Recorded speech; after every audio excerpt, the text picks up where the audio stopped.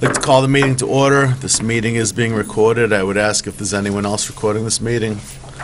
Seeing none, if you please join me in the Pledge of Allegiance. I pledge allegiance to the flag of the United States of America and to the republic for which it stands, one nation, under God, indivisible, with liberty and justice for all. Welcome, everyone. We do have some special recognitions this evening. For that, I'll pass it over to Dr. Brunel. Thank you, Mr. Chair. So always an exciting night when we are recognizing students for their achievements. So we have two this evening. The first, we have Maura Anish, who is here with her mom and dad. She is being recognized tonight because she has been selected as the Superintendent's Scholar. So she will be joining Mr. Hanfield and I at our special luncheon at Holy Cross in early January. So as I just said to Maura, it's always intriguing to me that students earn GPAs much higher than 4.0, which is what we thought was always the ceiling. But to let you know, Maura is the valedictorian of the class of 2020. She has the highest GPA of a 4.8452. She's been on the high honor roll each trimester, all 4 years of high school, has scored 4 or above on 5 advanced placement exams, receiving the AP Scholar with Distinction Award. She is part of the varsity math team and has been on an achievement in varsity mathematics competition that she won an award. Also, that came actually from the math team league president for being one of the top scorers. Along with her academic interests, she has some non-academic ones as well, having written and self-published a novel in the 8th grade. She traveled to France on a school trip in April of 19, and she has volunteered at least 15 hours per week since her sophomore year. She's currently unsure of her major, but is considering the idea of being a statistician or data scientist, and she has applied to Connecticut College, Hamilton College, Wesleyan University, Wheaton College, and Williams University. Wheaton being her favorite, at least as of when this was written, but I don't know if it still is. Okay, her favorite. So just wanted to take this opportunity to congratulate Maura on this well-deserved distinction and to present her to you as well. Thank you.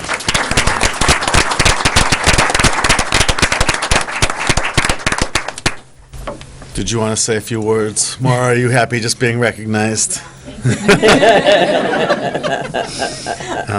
Any comments or questions for Maura?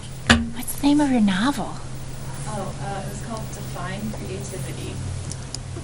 It sounds like check it out. thriller. I'm sure it was better than anything I could have written. It's just very impressive, and we're always so proud to have you guys come through, so thank you. Any other comments? That's just Great wonderful. Job. It's Yeah. amazing. Yeah. Yeah. 4.8. Any college that gets you is going to be lucky. It's going to be their luck.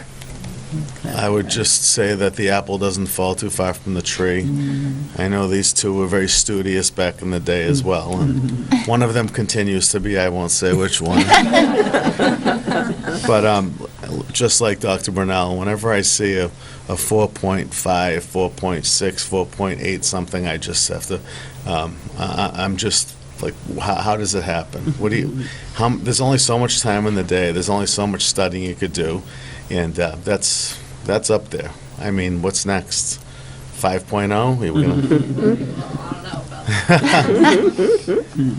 But it sounds like you're in line for a career that is going to match pretty much what you've been shooting for, as far as, I mean, captain of the math club and all of those other honors. Mom and Dad, you must be very proud. Absolutely. It's definitely impressive, and as Dot said, it's great for us. You're a great representative for us, and when you go off to college, make sure that you tell them that you came from Auburn Public Schools. And you're free to leave, but we'd love to shake your hands and congratulate you. And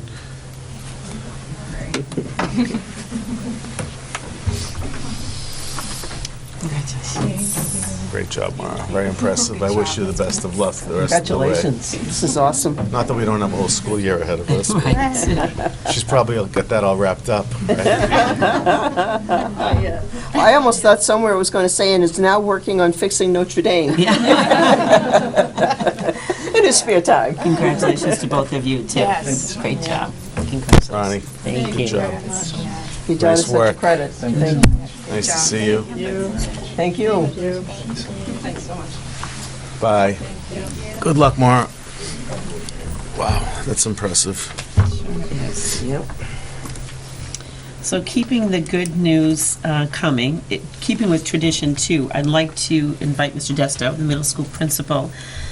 Historically, the middle school principal always introduces the Project 351 eighth grade representative who will be visiting the State House. So, Mr. Desto, if you want to come to the podium, and perhaps Leah could join you up at the podium,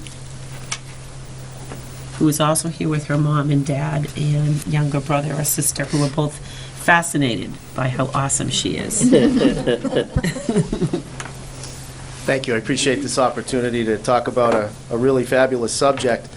I think that the school committee is aware, and I don't know if everybody in the room is aware, that Project 351 is a program that was started by Governor Deval Patrick early in his tenure as governor of Massachusetts, and it's all about community service. So the 351 is supposed to signify the 351 communities in the state, and each one gets to choose what they call an ambassador from the 8th grade.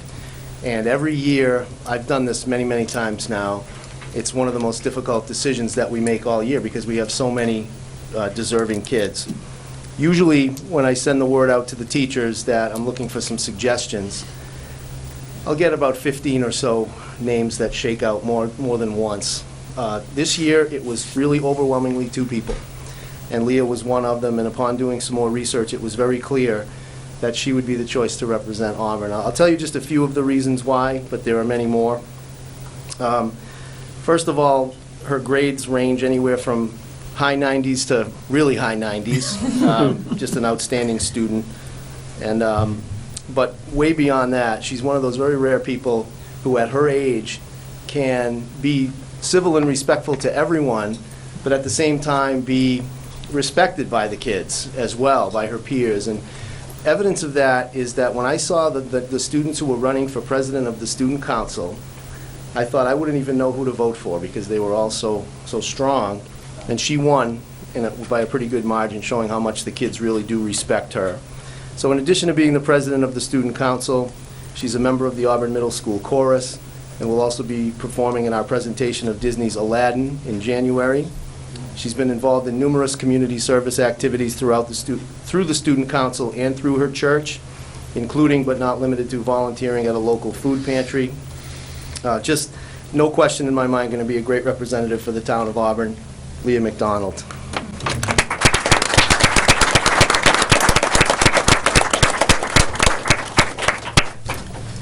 And Leah, would you like to make a speech, or? And we're very proud of you. Any comments from the board? Good luck, and please come back and report on how the day was.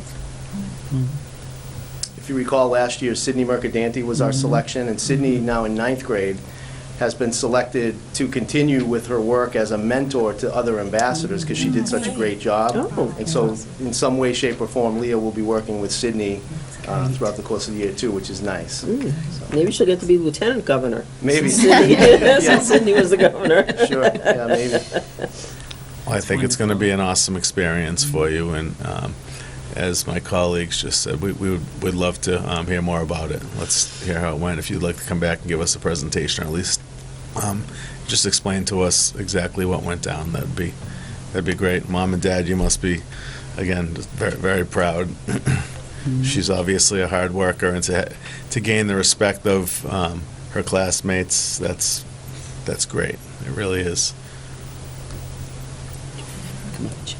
Yes.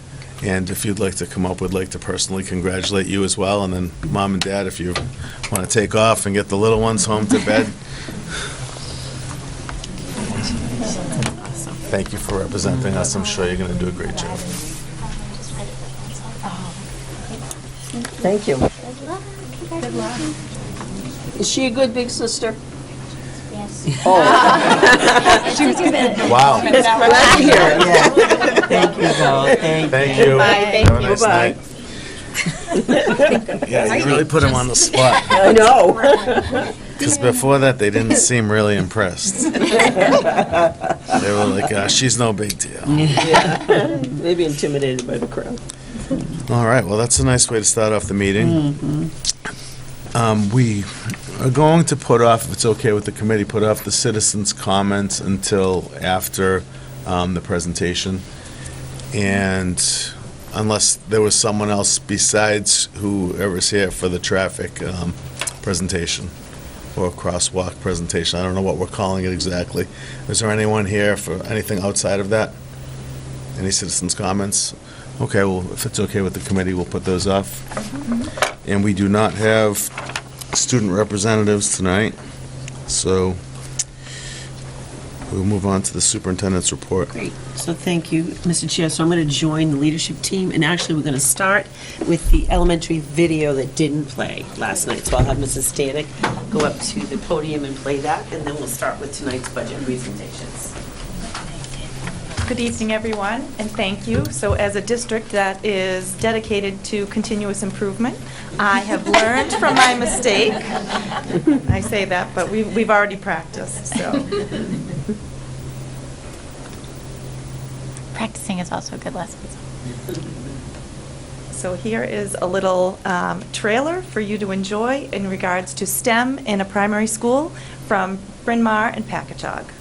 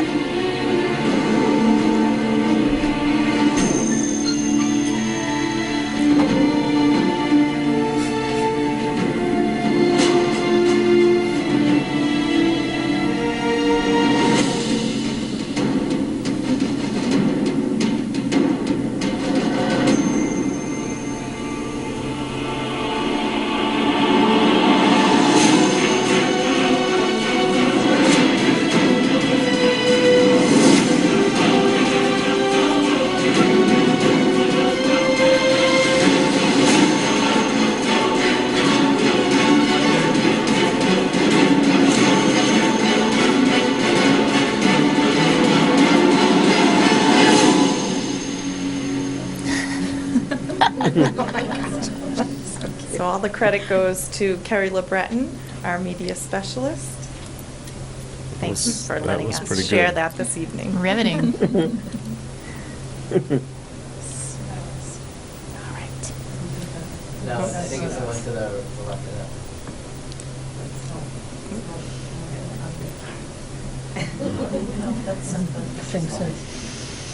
My husband will let you eat it all. He ate a whole meal today. We weren't allowed to eat. We ordered it, and he didn't like it. But he ate the thing anyhow. Because he doesn't believe in wasting food. So, good evening, everyone. Thank you for Good having evening. us this evening. So I'm going to kick off the start of the central office budget presentation tonight. And I can't think of a better way to have kind of a setup for me, right? With the great kids that were recognized earlier and then that video.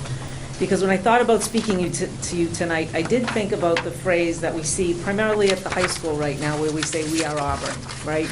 And of late, some recent banners have been ordered for the other schools, and one will be ordered for central office saying the same. And when I think about that, I think, well, what does that mean? And I suspect it means different things to different people. But for me, I guess, especially after in light of tonight, right? What is We Are Auburn, right? We're developing well-rounded, well-equipped, well-educated young people. And to me, there's no more of an important job than that, right? It doesn't get more important than that. And so, with the support of you, the school committee, the town of Auburn, we are able to provide our students with hands-on learning experiments. This was a helmet activity at the middle school that I saw that was wild, where they designed their own helmets. Programs like Project Lead the Way, where they were studying at the primary level about decomposition and food waste. There was a K to 12 initiative by the state, all looking at zero waste, right? So at the primary level is about food. And then I had the honor of going to the Tri-M presentation the other night to hear some of those amazing singers. I did say I'd go to that meeting anytime because it was just amazing, the talent. And so we offer all these things, right? From the hands-on learning to these areas that target a wide variety of interests and abilities and all kinds of things. And we couldn't do that without you and without the support of the town and the teachers and support staff and custodians and everyone that make that possible. So tonight what I hope is that the central office presentation connects to what you heard last night from the principals. Because we here work in collaboration and in support of their mission, which is having the children and supporting them in the schools. And so we want to make sure that that happens in a comprehensive way that aligns with the strategic plan and the mission and goals of the Auburn Public Schools. So tonight I'm just going to highlight a few areas. I won't go into everything. But the changes, the big things that we're looking at this year. And in doing that, I just want to take a moment to thank Dr. Brunel and all of you for giving me the opportunity to serve in this role. I will tell you, I always said that being a principal was the greatest job I ever had, and it was a great job, but I really like this one too. So.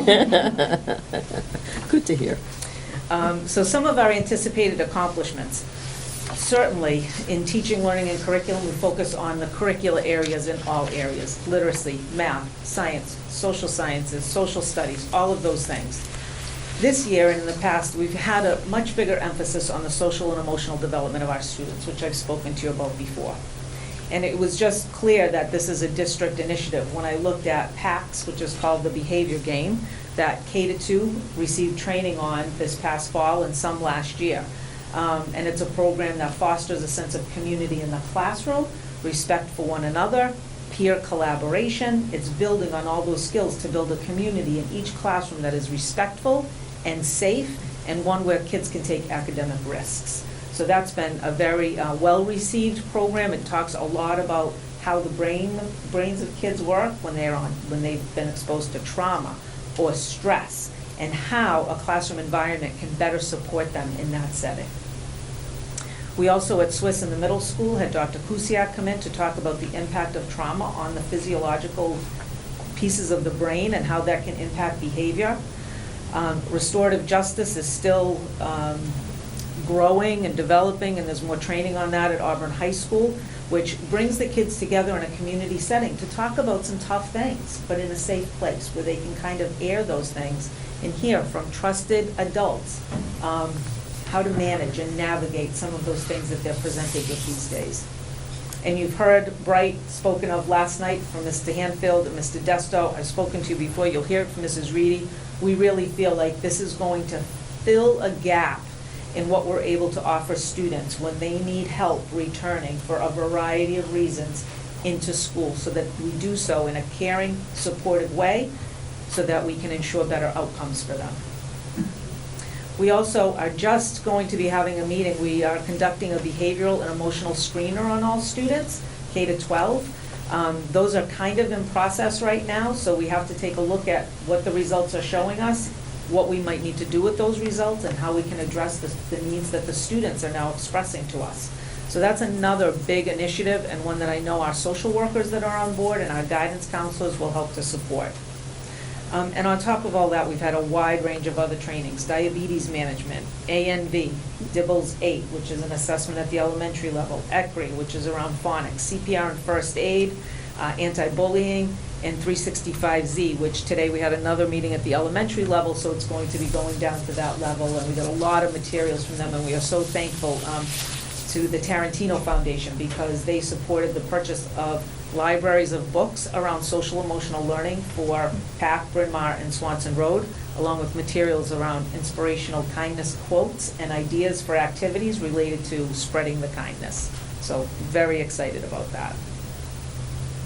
Project Lead the Way, which you saw a little snippet of in those second graders, is a very well-regarded program that came through WPI and is grant funded, but really gives kids some interesting learning experiences in science, whether it's about decomposition, or it might be robotics, or flight, or there's several different things at each grade level, but that's K to 5, so that's exciting.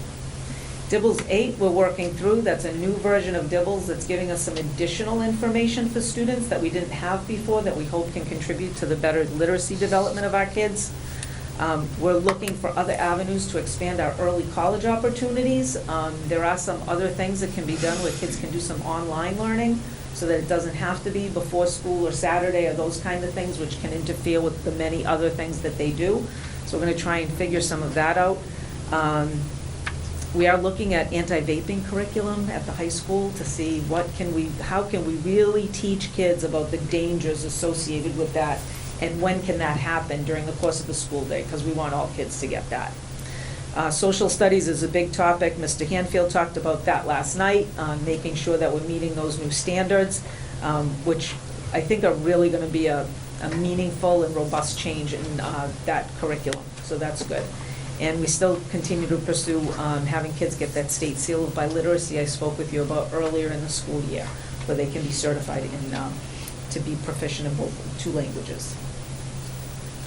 Our goals, again, I had mentioned this previously, is to do a little bit of a reboot around co-teaching to make sure that our partnerships are good, our practices are good, students are being placed properly in those classrooms, and working with Mrs. Reedy on that.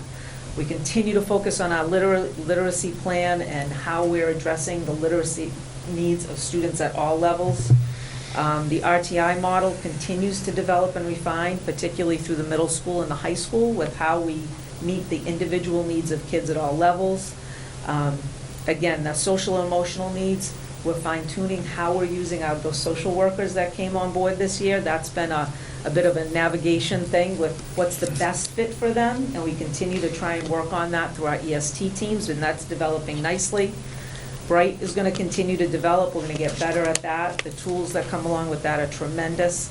And again, continue training on reciprocal teaching and restorative justice at Auburn High School. Ongoing curriculum review. Next year will be our last formal year with Go Math at the elementary level, so we'll be making some determinations in the spring and next year with next steps will be. And that, of course, goes across grade levels with trying to keep things current. And we want to make sure that we have standards and, that we're meeting those standards and there's a consistency across all grade levels. Our EL staff has worked diligently to work on building a curriculum, a formal curriculum around the EL standards and how they connect to the CAN-DO standards of WIDA. And I think that's going to be a great addition to the current instruction that they provide to our kids. And STEAM offering is another area of concentration, which kind of applies to Project Lead the Way, but how can we continue to develop those experiences for our kids? So for teaching and learning support costs, we did pull back a little bit on professional development. We do have some opportunities now with training that has happened already in the district for folks in district to do some training for those who need it. So we cut that back a little bit. Classroom supplies are up a little bit in support of some of the science initiatives, which are always typically consumable kind of things that have to be replaced. And then district-wide textbooks we cut just for next year because it seems like we're going to be in pretty good shape. We're going to be looking at some additional things for math at the middle school, but in general, things are up to date and current, so we were able to lower that a little bit. And in relation to English learners, we did increase the translation line item by $5,000. Number one, we've had an increase in the number of students we have, and thus, therefore, the need for additional translations, whether that be for IEPs that have to be translated, or specific in-school documents, or to have translators at certain meetings. So we want to make sure that we didn't get caught short there, because we have had an increase in that area. So I'm going to turn it over to Mrs. Worsbicky, who will continue with the business office. Thank you, Dr. Chamberlain, and welcome everyone. What did I? So, business and financial services. I wanted to consider the factors to consider when planning for the FY21 budget. Revolving funds are anticipated at the FY20 levels. Busing cost increases are unknown at this time. Busing will be going out to bid soon for a new contract, which will begin in FY21, so we're really uncertain as to what the increases will be. we tried to factor in a little bit of an increase in busing, just in case. Personnel costs will increase, and they have the biggest impact. As we all know, personnel is the majority of our budget.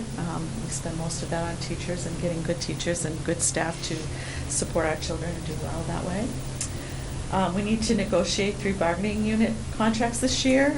We're going to be negotiating with the secretaries, the custodians, and the instructional assistants, so that we'll know those numbers soon.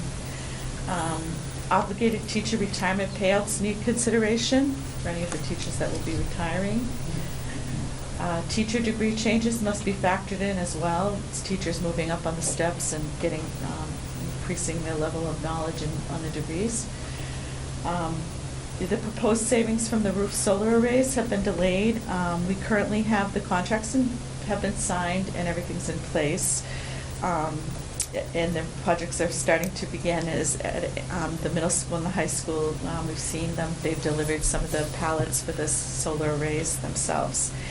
And, but we have no historical data at this time to know how that will impact our budget, so we tried to be very conservative with regard to that. And electricity and natural gas contracts have increased. We negotiated a 3-year contract with the town, and our rates went from a .819 to a .970 cents, which is a slight increase, but we'll have a 3-year contract and we're with the town, so that helped us. We worked together to collaborate on a contract with that. As far as the natural gas, we negotiated a 2-year contract with natural gas through our French River Collaborative group, and our rates have increased from 6.05 to a 6.25 a decatherm. So that's gone up slightly, so we've tried to factor that in as well. Heating oil costs are unknown at this time. Our oil bid with the French River Collaborative is being bid out, and the numbers should be known by late December. We currently pay $2.06 per gallon, but we've heard that prices may increase at least 25 cents per gallon, bringing it up to a potential $2.31. So we tried to factor that into our budget as well. Funding sources considered to offset budget increases. Circuit breaker, which is a state reimbursement for students with disabilities.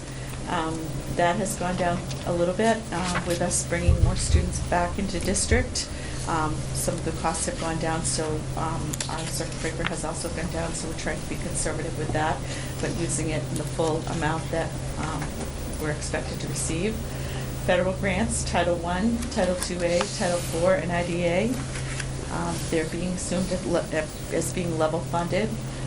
They've all been pretty much coming in the same as in previous years, but Title IIA has been going down a little bit, but the others are pretty much all on target, so we're just level funding them for now.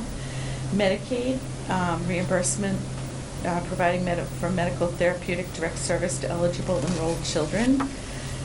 These revenues are received by the town and requested by school at town meeting.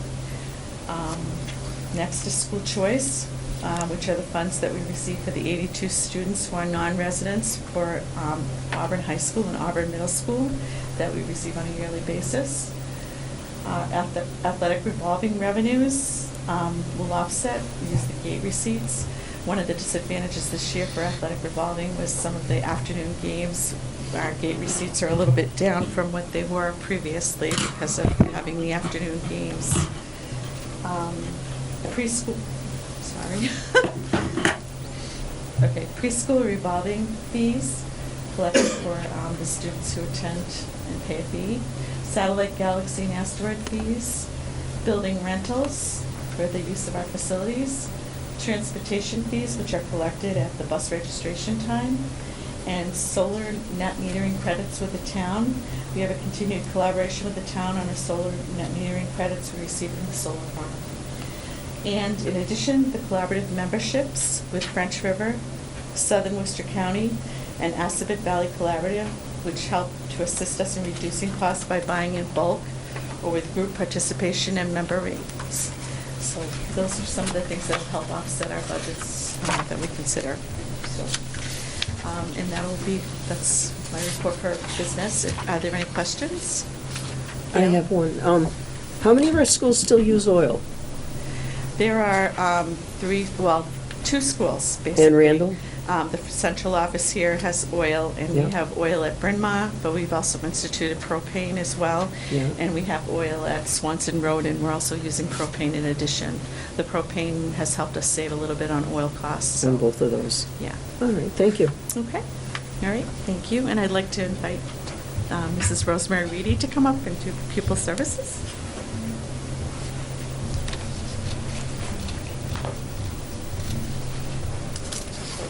Thank you. Good evening, everyone.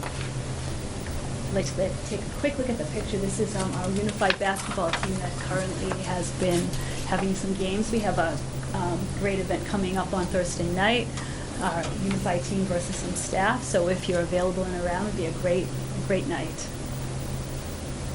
So I'd like to take a few minutes just to talk about some of our expected accomplishments for this year.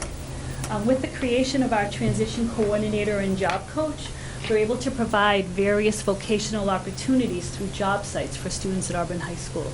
In fact, we currently have students working at about 10 different job sites under the supervision of our transition coordinator, job coach, and support staff. And she continues to reach out. So we've got really great opportunities for these students to get out and practice those skills. We're also fortunate to have the 2 social workers that work across the district. They really support our students with our most significant emotional needs, and they're also liaisons and work with families. And again, as you heard last night and then earlier from Dr. Chamberlain, our Bright program is a wonderful addition to all the great programs we have already at middle school and high school. And Auburn High School has been a unified champion school. Well, we're now looking to become a unified champion district. We are working unified programming into all of our schools through Unified PE, and also looking to bring our Rockets to Rockets program, that inclusive atmosphere, into all our schools even more. Some of our goals for fiscal year 21 coming forward, what we'd like to do in order to provide some support for our co-teaching partnerships. We'd like to train our own staff to be coaches, to have that, in the moment, quick support for them. We also, with the social, oops, that went too far, I just saw that. Okay.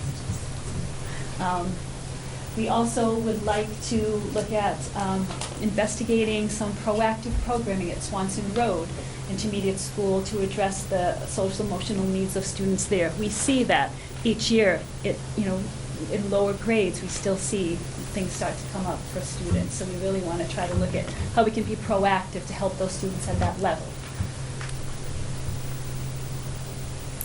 And if we look at the budget piece, we've got a slight decrease in our tuition for our non-public schools. Those are the private day schools. We have a student that will be aging out, so that's for the difference there. And you can see the breakdown of what we've budgeted. Most of these are funded by offsets through the 240 grant, circuit breaker, or Medicaid. We've got an increase in our special education collaborative tuitions. That's to support some additional students who require this type of academic setting. Our transportation lines will increase due to the new contract. Our extended school year, we have an increase in that due to the need for some additional support staff, as well as our summer intern program. A little bit of an increase in testing services. Those are to provide some testing maybe for students for alternative communication devices or assistive technology, some, testing needs that we don't have staff for in the district. Any questions? No. Thank you, Mrs. Spickies. Oh, let's see. Yes, it is. Okay.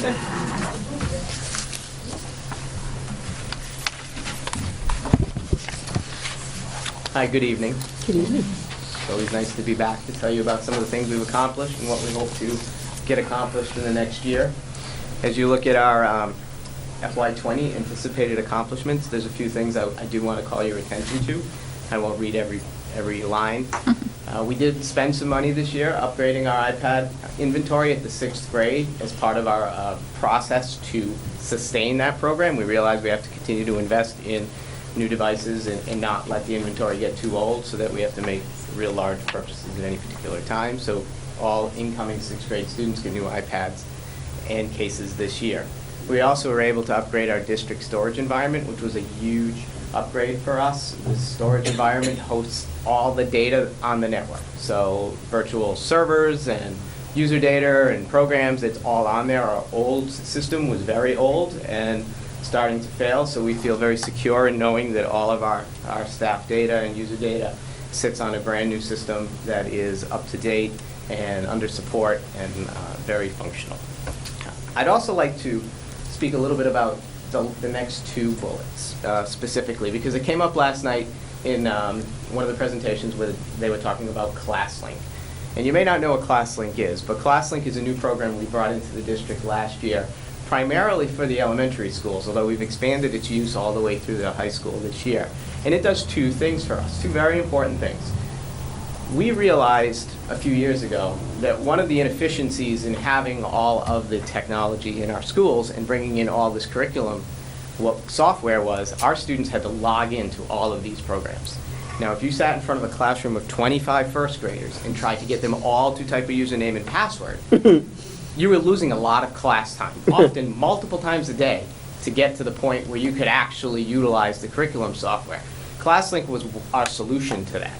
It allows the students to log in a single time through the use of scanning a QR code at its simplest form to log into ClassLink, and then any program that they enter from that point on, they're automatically logged into.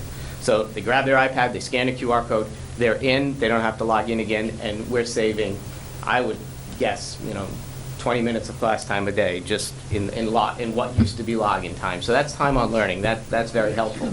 It, along with the single sign-on, it also does rostering for us, which again is a really helpful and efficient way to use the technology. It takes all of our data from PowerSchool and every night updates our curriculum packages with the kids, puts the kids in their right classes with their right teachers. If a student withdraws, the student's removed. If a new student comes into the district, the next day they've been placed overnight into their classes. Those are types of inefficiencies that existed because sometimes we wouldn't know a student entered a classroom. We didn't know a student moved from one class to another, and they weren't able to access their materials until we were told. Now these things happen automatically overnight. It's really making our system run cleaner for all of our users, and we're pretty excited about that. And you'll see in my goals that expanding that is a real important piece for what we hope to do. We also brought online the student registration system through PowerSchool, which we're excited about. So all new students will be filling out a form online before they enter the Auburn Public Schools, and it will streamline the process of student registration and make it easier. We did it with our kindergarten enrollment last year. It went really well, and we're excited about that. As far as what we're hoping to accomplish, sorry, we got a few more. A big one, upgrading all of our computers to Windows 10. Windows 7, if you have it at home, is on January 14th, will be out of support and very insecure. So we're in the process of completing our upgrades to that. We're reviewing all of our one-to-one, we're going to review all of our one-to-one iPad protocols and procedures to make sure that we're doing things in the most efficient and best fashion for our students. Things like how do we hand them out? How do we collect them? When do we collect them? Do we collect them for all students? If students are taking AP classes and need them for the summer, is there a means for them to still be able to use them? We're going to look at how our program functionally and see how we're doing it. We're also going to write a technology standard operating procedure manual, which will be quite a process for us. We're going to write it as a department and present it to the leadership team so that everyone has a good understanding of how things work and how things are run. Goals for next year: expanding both the rostering and the single sign-on to even more programs. This year we have our Wonders program, our Think Central, and our iReady running through there. We're hoping next year that we can include Lexia, we can include Elevate Science, so that'll even increase the ability for students to do single sign-on.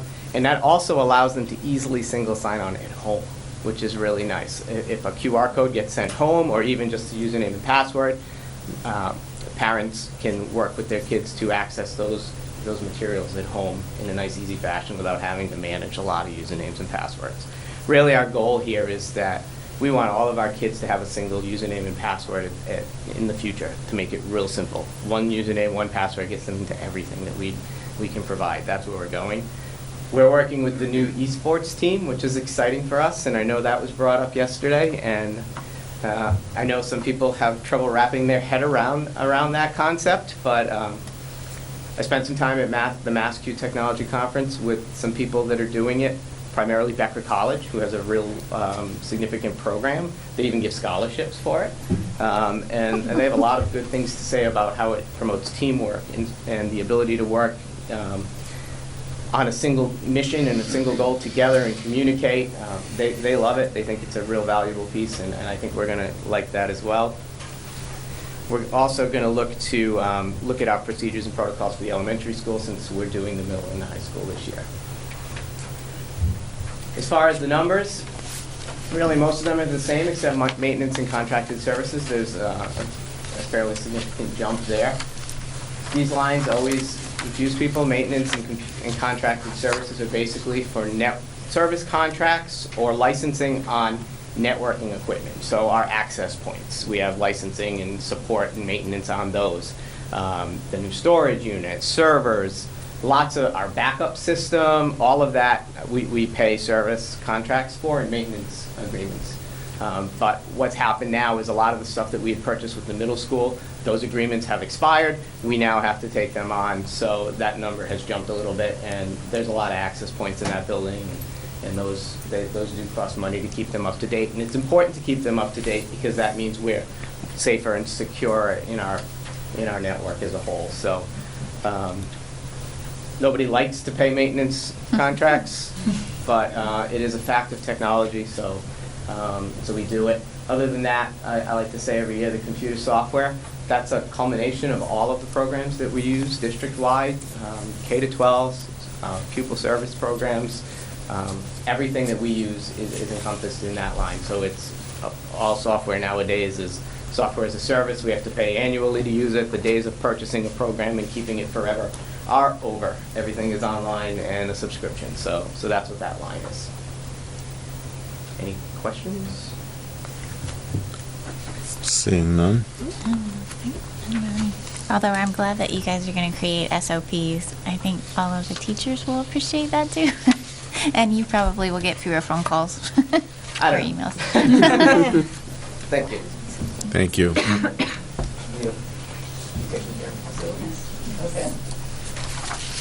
I'm here tonight representing Joe, who couldn't be here. So bear with me as I present the facilities and maintenance budget. So first of all, I thought there was a picture on here, but no. Oh, I just wanted to show the new high school field turf that has been installed over the summer. We're very fortunate to have that. We're all excited about that. So I thought that was first. So the goals of facilities and operation maintenance are to provide regular preventive maintenance and capital improvement in all buildings, to closely scrutinize energy costs and usage in all buildings, to support the education of students through a safe and healthy environment, ongoing maintenance of all school buildings, and maintaining our staffing levels for the custodial services and maintenance services. So I'm going to go through quickly the budgets of the different budgets by school. For each school and central office and district-wide costs. Starting with Auburn High School, we see slight increases in fuel due to projected increases, which I mentioned earlier, and the uncertainty of the upcoming bid. Electrical factors, the increase in our electrical rates, and we were very conservative as we do not have any hard data on the solar arrays, which will impact our, and how it will impact our budgets with the electrical costs. So we've had some slight increases. Water and sewer costs have been increasing, and we have made an effort to bring them more in line with the actual yearly costs. At the high school, the custodial supplies have increased, specifically at the high school, but it's a heavily used facility. We open our doors to everyone, and they do a great job in housing a lot of different activities. It's a building that's constantly busy.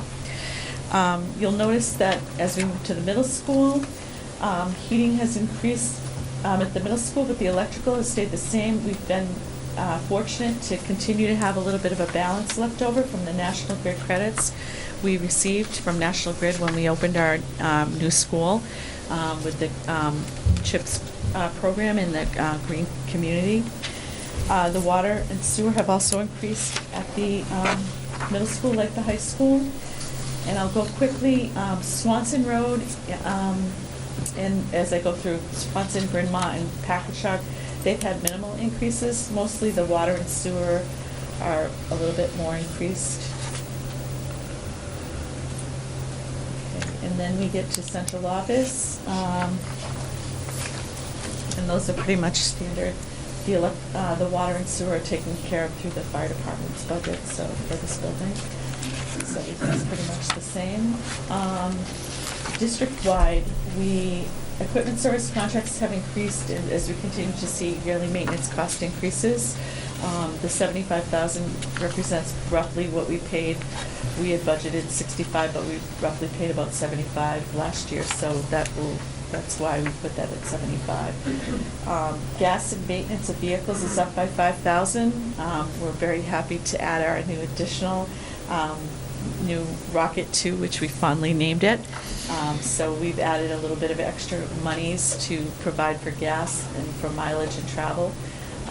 We've been very fortunate to have the vehicles. Both of them allow us to take small trips with groups and save on the cost of having a big bus come out and take students. And it's been very well received by staff, and we're very happy about that. Telephones have been moved to the district-wide line, which include all phone lines, all phone services lines, the PR switches at the high school and the middle school, which have helped tremendously in keeping our phone lines on up and running, as well as phone lines for elevators, building controls, and before and after school programming. In FY19, we reviewed all of our telephone costs, and we were able to reduce and implement savings of $2,500 from FY18 to 19. And so we projected a minimal increase for telephone costs, which normally increase year to year, but we were able to save some money by instituting some cost-saving measures. So, okay, and that is it for the budget. For facilities and maintenance. Any questions with regard to that? Dottie? Through the chair, I just noticed that in each of the schools we saw an increase, as well as central office, we saw an increase in building repair and maintenance. Is that because of a specific upgrade we're doing to all the buildings? Do you know anything about that? We're just trying to, Joe was looking, he's always trying to be proactive about some of the repairs and stuff, and we've seen some costs that have increased and stuff, so, but we are going to be looking at that. I know that we're trying to bring our budget down a little bit to within range, so we will be looking at those again, but Okay, thanks. I just wasn't sure if there was one specific thing that the increase was earmarked for. But. Joe does a really great job at keeping our buildings in great shape, and keeping everything up to par. He's right on top of everything, so okay. He does a great job. So, Cecilia, and can I assume that the water and sewer rates in all the buildings went up because the town has now increased their rates? yes, Yeah. yes. So we're not taking more showers or something? No. Overall, I think that I've been just trying to make sure that they go in line with what we've used the previous year, so Yeah. that's why I tend to project it that way. So, okay, any other questions? I guess I would like to see a more detailed description of what the building repairs are going to be when Joe comes back or whatever. Yeah, I'm sure he'd be happy to do that Even for you. if it is just maintenance or hypothetical situations, just so we can see what's coming. And I will pass that along, and we will do that at a future time. Okay. And there's a Can question on the floor. Save it for citizens' comments. I just had a quick question on it. What's the total increase of the budget? I'm sorry. Okay, all right. And so, moving on, if there's no questions for myself, are there any other questions for my peers on the budget presentation for central office with anybody else here? I know that you didn't have, but I didn't know if you thought of anything else you wanted to ask. Okay. No. All right, then I'd like to invite Mr. Brian Davis up to do the athletic budget.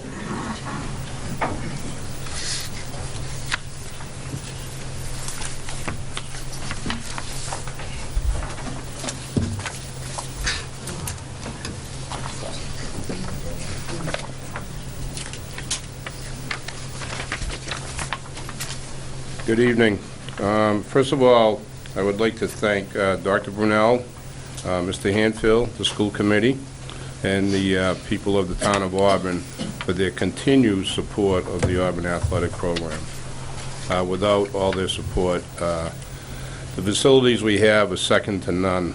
It's a college athletic facility. Anybody goes out there and sees the facilities that we have where our student athletes are performing, it's really remarkable. And I really would like to commend all those people, because without that team effort, none of that would take place. Talk just a little bit on the student athletic leadership, okay? This is an organization that was formed around 6 years ago.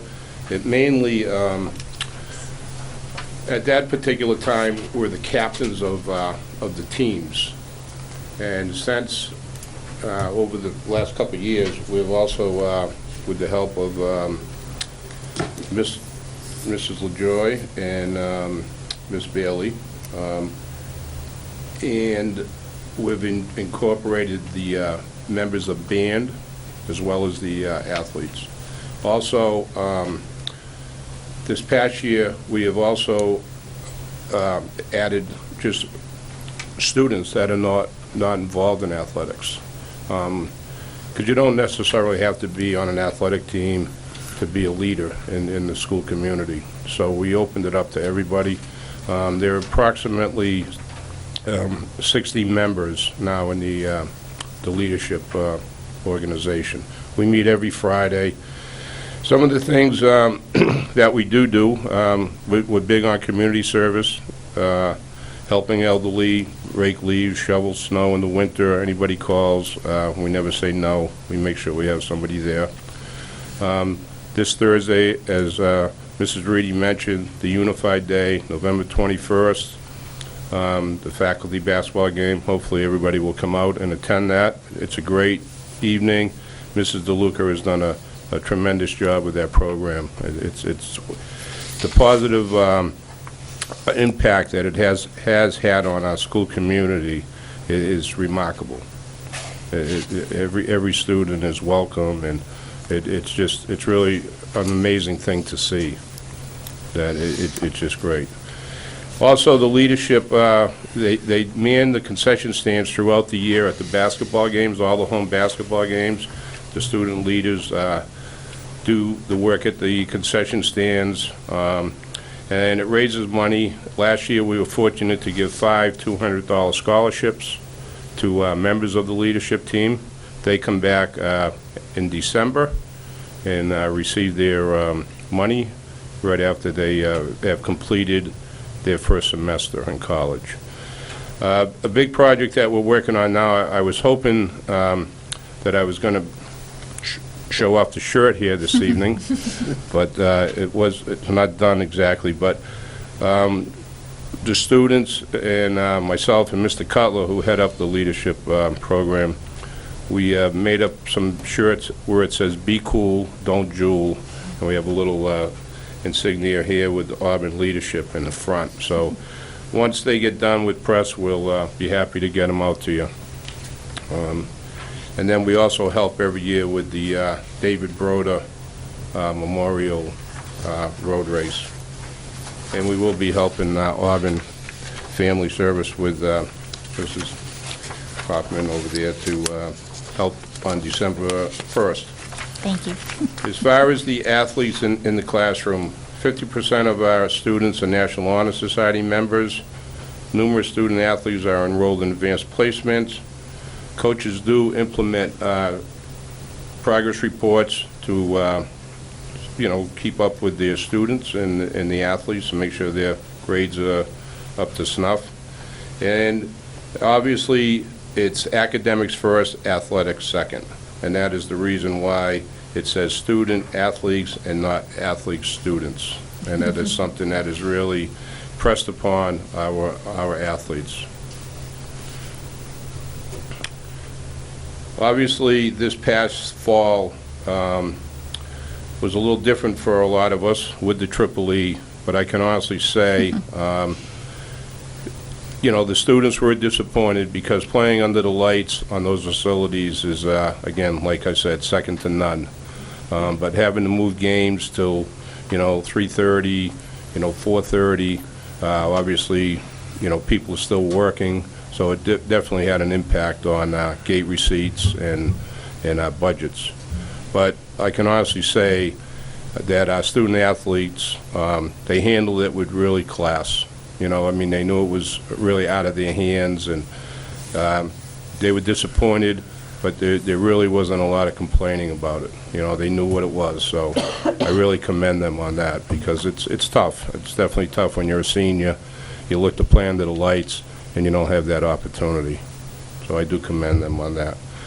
Obviously, every summer, Mr. David LaJoy, who's a phys ed teacher at the Auburn Middle School, this past summer, he had 150 students that come in 3 days a week. During July, those are nice hot days when a lot of kids are at beaches. They're in there working on the bigger, stronger, faster, and it carries over to our athletic teams, and that's why 7 of the 9 teams in the fall qualified for district play. Numerous athletes were also selected to League All-Stars. The league champions for the fall were the girls soccer team and the field hockey team. And the boys soccer team made it to the district semis, and I won't go into that game because we probably should have won that one. Not by any lack of effort on our kids, but maybe some other adults. Anyways, in striped shirts. And we'll leave it at that. Must have been those zebras. The zebras, yes. Also, we have had a slight increase in the hockey fees for the non-Auburn residents with the approval of the Auburn School Committee. So that was necessary, and we thank you for that. Team equipment has been purchased, so the costs are lower this year than in previous years. All our uniforms are in good shape. And the one significant increase would also be in the transportation area. We have an increase in teams, a number of teams, the extended seasons to tournament play. Also, the MIA is going to a statewide tournament next year.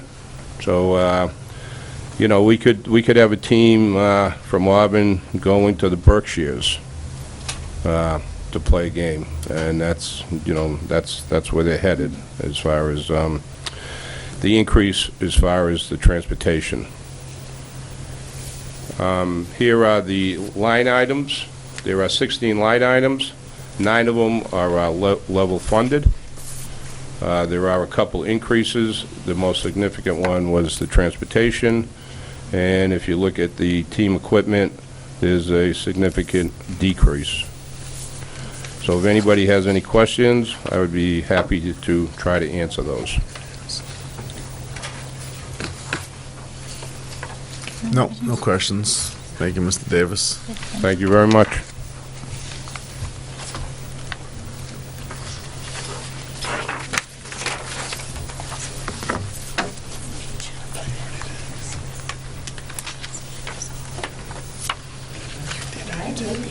Good evening, and thank you so much for the opportunity to come and meet with all of you. Thank you very much. We appreciate your support in all of our programs, K through 12, music and art. So, we have a very small staff, but we're mighty. We have 7 music teachers and 4 art educators. This is our 4th year of our strings program. This year, led by Mrs. Caruso. It's grades 3 through 6. We have wonderful choral performing ensembles in grades 6 to 12. We have a great deal of specialized art electives at the high school. Wonderful Art from the Heart program, self-expression classes at Bryn Mawr, Packagug, and Swanson Road. And our kindergarten through grade 12 students this year are participating in the Worcester Art Museum's Youth Art Month. We have an award-winning marching band, of course, and we have some wonderful choral groups at the middle and high school as well. So This is just a brief overview of our curriculum and practice. We are fortunate that the majority of our performing ensembles meet within the school day, along with our electives. We do have several extracurricular ensembles, including the Aqua Rockets, the Chamber Choir and the Marching Band, and the Jazz Band. So our anticipated accomplishments for this year, we had a successful expansion of the string program into grade 6, into the middle school. We have shared staff between Swiss and the middle school utilizing a flex schedule. We hosted our first ever competitive marching band mica show on our beautiful new turf stadium. This year we started the purchase of choral uniforms for the chamber choir to provide a formal professional look for concerts and events, tuxes and gowns. We also have additional collaborations with the Worcester Youth Orchestras. On October 29th, we had a collaborative concert with the Wind Ensemble, and we will be hosting String-a-Palooza in the spring. We also have the return of the winter play this year on December 11th. We will be presenting The Little Match Girl by Hans Christian Andersen. And that will be a fundraiser for Toys for Tots and Auburn Youth and Family Services. We are also looking to revise the Festival of Arts, STEM, and Wellness to promote greater visibility, attendance, and performing opportunities. We anticipate the return of the district traveling art exhibit. If you remember with Mary Poppins, we had that beautiful display in the high school. We're hoping to bring that back. Participation in Worcester Youth Art Museum Youth Art Month. Expanded service projects and community outreach with Tri-M. We'll be going to Eddie Pond, we'll be going to UMass, other area senior centers, caroling around town. We also have a new 6-day rotating schedule for our specials in grades K to 2, and expanded instruction for the Auburn Integrated Preschool. So our budget is the same for everything but transportation. We do have an increase from 13,500 to 16,000. Mostly due to the marching band travel expenses. The U.S. Band state finals were in Stamford, Connecticut, so that was a... So we have a little bit of travel. Let's put it that way. For staffing, it's reflected in the Auburn Middle School budget, but we are looking to expand to a .6 full-time educator strings teacher, which will allow for current Swiss general music teacher, strings teacher, to expand the strings curriculum into the 7th grade. And we are hoping for the re-implementation of the Swiss Honor Chorus and the All-Town Children's Choir. We also are looking to get some new risers for Patchogue and Bryn Mawr through CIP funds, and also preschool music and art supplies for the Innovative Preschool, for the preschool revolving account, and a purchase of other classroom instruments and supplies through CIP funds as well. So again, we spoke of the choral and band uniforms. We are looking now to expand into professional choral uniforms for the high school. Also the purchase of thematic color guard uniforms. This year our theme was the rise and fall of Rome, so we had beautiful unitards there. And cleaning and repair of the marching band uniforms, which are starting to show a little bit of age and smell. It smells a little bit like the boys' locker room down by the band room right now. For repair and band equipment, we are looking to use that as dedicated funds allocated to drill and music licensing, and continue to maintain and replace the aging instruments. And again, we're grateful last year for the support of the school committee and the schools to replace. We were able to purchase a new Barry sax, a new bass clarinet, and some beautiful new mallet percussion instruments, which made everything so much easier. And again, the $2,500 increase to allow for additional transportation for marching band competitions. So these are the marching band students at the Massachusetts state finals in Lawrence. It was pouring buckets that day. Our long-term goals include reinstitution of the All-Town Children's Chorus and the Swiss Honors Chorus. We'd like to expand our participation in marching band competition throughout New England. We would hopefully at some point in time, have a digital media arts specialist, an expansion of the strings program into grades 7 and 8, and then further on to expand into the high school and to the Auburn High School Symphony, and just additional extracurricular opportunities, including Winter Guard and competitive indoor percussion for our marching band students at high school. And we, again, thank you for your continued support of our program. So we have the Aka Rockets performing a baseball game, the marching band at Disney World last year, and then just a candid photo of some of our mallet percussion players at the Shepherd Hill Mica competition. Thank you for We thank all you this work. for everything. Thank you. Any questions, comments? When you say the expansion of the strings program to include the middle school, the high school, are you mostly looking for a teacher or a part-time staff member, or is that? So that is that .6 position that we are looking, so that we can still utilize the flex schedule. So they will pick up some of the general music components. How the schedule shakes out will be determined by the principals, of course. When they expand to the high school, that will become part of my teaching load as the AHS Symphony. Because it'll also encompass the wind players and percussion players as well. Sure. And one more, what's an honors chorus, Swiss honors Oh, chorus? that is students that are participating in a chorus that's audition only. Oh. And so they perform more difficult repertoire than. Oh, okay, so by than a audition. general chorus. Oh, okay, thank you. Thank you. Thank you. Yeah. Did you have to get a good report card, or?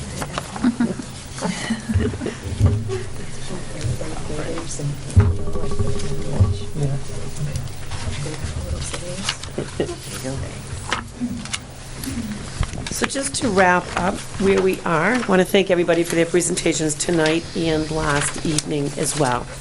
So just to quickly run through some slides, this truly is a team effort, as it has been for each of the years that I've been honored to serve as the superintendent. And just as we've done since 2008, every decision that we've contemplated as a leadership team is always asked against the question, how will this impact students and their achievement? Hopefully you recognize that throughout the presentations made, there was a strong emphasis on the strategic plan, and our work is we've already accomplished many of the elements there, but also our goal being to be sure that everything in there actually is addressed in a timely manner. You heard from our principals and leadership team members about our focus on our mission, vision, and shared core values. They really drive the work that we do in the schools. But this slide here is really to highlight that all of the work that we do is really for our students. Again, just to review through, so our free and reduced lunch, we did see a pretty fair decrease in the percentage of students needing free and reduced lunch due to family circumstances. This summary chart shows that we are going to have, we believe with this budget for next year, reasonable class sizes across all of our schools. NESDEC report I shared with you briefly, they are projecting that we will see a net gain of 3 students next year. And I'm happy to share that Mrs. Zotner found the original or the old NESDEC report, so we're going to do some comparison and we'll provide that for you in an upcoming meeting. Okay. Our enrollment has been increasing since 2012. We have seen an increase of a net increase of 214 students. So we've been growing our programs based on student enrollment as well as for staff. The one variable in here is the Student Opportunity Act. We do not yet know what this is going to mean for the Auburn Public Schools. We hope that if this $1.5 billion does get directed towards education, that some of that will come towards Auburn, as well as to communities that really, truly need it due to low socioeconomic status. So just to do a brief highlight, the priorities that you set as school committee, we set as leadership team, and also you'll see strategic plan in here, I believe have been addressed with this budget presentation, whether it's with student safety, and we're talking about the social emotional that you heard from, making sure our class sizes are appropriate, IAs and ABAs to support students, and making sure we have funding to implement recommendations of the safety advisory team. Student achievement is only second to safety of our students and staff. So we are going to be transitioning a teacher from Swiss to Bryn Mawr. It will allow us to have appropriate class sizes at both. You heard tonight about early college. I thank you again for your support as a school committee to help to remove or at least minimize some of the barriers to preschool for some of our families. And then obviously our beyond the school day opportunities that you heard about from many of our administrators talked about. Class size, I had talked to you about that. Technology, we do have a true one-to-one environment at grades 3 through 12, excuse me, 3 through 5, keep them in school, 6 through 12, keep them home. And then next year, we'll have an approximate one-to-one at grades K to 2. So as we enter into new leases, we redeploy those that have come off lease. Textbooks, Dr. Chamberlain talked about, we really are in great shape with our textbooks right now. So we saw a decrease in that. Educator evaluation, we're switching things up a little bit, looking at some videos together of non-Auburn teachers and really trying to continue to hone our calibration and our practice in that regard. Professional development, we can only be as good as our continued commitment to continuous improvement in educational excellence. And that requires us to invest in that, so there are monies set aside. And then sprinkled throughout every presentation, really talked about the strategic plan and the success of those goals. So as a quick overview, this shows what we'll actually be looking for in terms of staffing. So you'll see that there's it's a zero impact to the budget if we transfer a teacher to reduce class size at Bryn Mawr. We do have in there just shy of $30,000, the .6 teacher, music teacher to expand the strings program, but we do continue to look at that to see if there's another way that we could still have that continue, but to do it perhaps with some of our own staff, but that is a to be continued discussion. And then across the district, due to either students' IEPs changing, students graduating, we've actually reduced 2 inclusion assistants. So you can see in total for staff, we've reduced by 1.4 full-time equivalents, and actually the value, if you combine those together, is a reduction of $10,722. As we do, and really emphasizing team, and we are Auburn, we are showing in this budget just over $2.5 million in offsets. Mrs. Worsbicky spoke about those, whether it's circuit breaker, Medicaid, building, revolving, all of our grants accounts, all of those to really try and minimize the impact to the operating budget and thus the taxpayers of Auburn. As I shared last night, and this slide reads so, we've really seen an extended period of growth for student, staff, and programs. But a tight budget is anticipated, and I will share with you that we got from the town manager that the Board of Selectmen have asked for budgets to come in at very close to 2%, if at all possible, in anticipation of some potential financial uncertainties. We are expecting generally flat growth with regard to students for next year, but always what we do when we look at programs, staffing or whatnot, it's all about how is this going to impact our students and their achievement. They get one chance at grade 1, one chance at grade 10, one at 12, and every grade in between. So in total, the budget request is $27,840,658, which represents a 3.37% increase over the approved current year budget. So just some assumptions. So we always use our October 1st counts. We have $283,740 that we're anticipating in circuit breaker. We've applied our anticipated amounts in grant level funded used as offsets. We've kept our IAs and ABAs where they are currently and applied $200,000 in Medicaid that was supported by town meeting. That's a reimbursement. We've anticipated needing 11 regular ed buses. We've kept the offset that we'll get from that at $100,000. That assumes that the bus fee would remain at $100 for those required to pay it. We've used auto offsets from Satellite Galaxy, preschool revolving, athletic revolving. The oil bids, as Mrs. Worsbicky said, are anticipated later at the end of next month. We hope that that will have a positive impact, but we had to budget for that unknown. And then also with the solar panels, we don't yet know. They're not yet up there, so we can't yet predict what it is, the impact that they will have. So next steps, tomorrow night actually is the budget kickoff up at Town Hall. The governor's budget typically doesn't come out until mid to end of January. The Student Opportunity Act is probably one of the biggest variables that we have. We have 2 meetings scheduled in December, the 4th and 18th, and then January 8th, when the budget can be discussed. We do need to have the budget to the town manager by the second Monday in January, which is January 13th of 2020. So you will need to take your vote on January 8th. But I do just want to, so you've heard a tremendous amount of numbers tonight and last evening, but just to bring the focus back to the students. And I hopefully that what you've heard from all of the leadership team members who presented is that we have done, and by the we, I mean the collective, all of you in this room, the administrators, and all of us within the Auburn Public Schools, the APS team, have really done a tremendous job, I believe, in making sure that there are opportunities available for our students. And that's really what it is all about. We want them to be varied opportunities. So whether it is in the fine arts, whether it's in athletics, whether it's in community service learning, of course in academics, but we want to make sure that there are opportunities for all of our students to succeed. And the recipe I think that we have really committed to that has made that a reality for us is the supportive and collaborative leadership, certainly to include and led by all of you, but town's administration, select board and finance, certainly the leadership team members as well. We've enjoyed and I think worked hard to earn tremendous community support at all facets across the community. We have incredibly supportive parents who really do see themselves as we want them to, which is part of the team, a true partnership as we work together. And then the dedicated staff, and I do have to point to the picture on the left.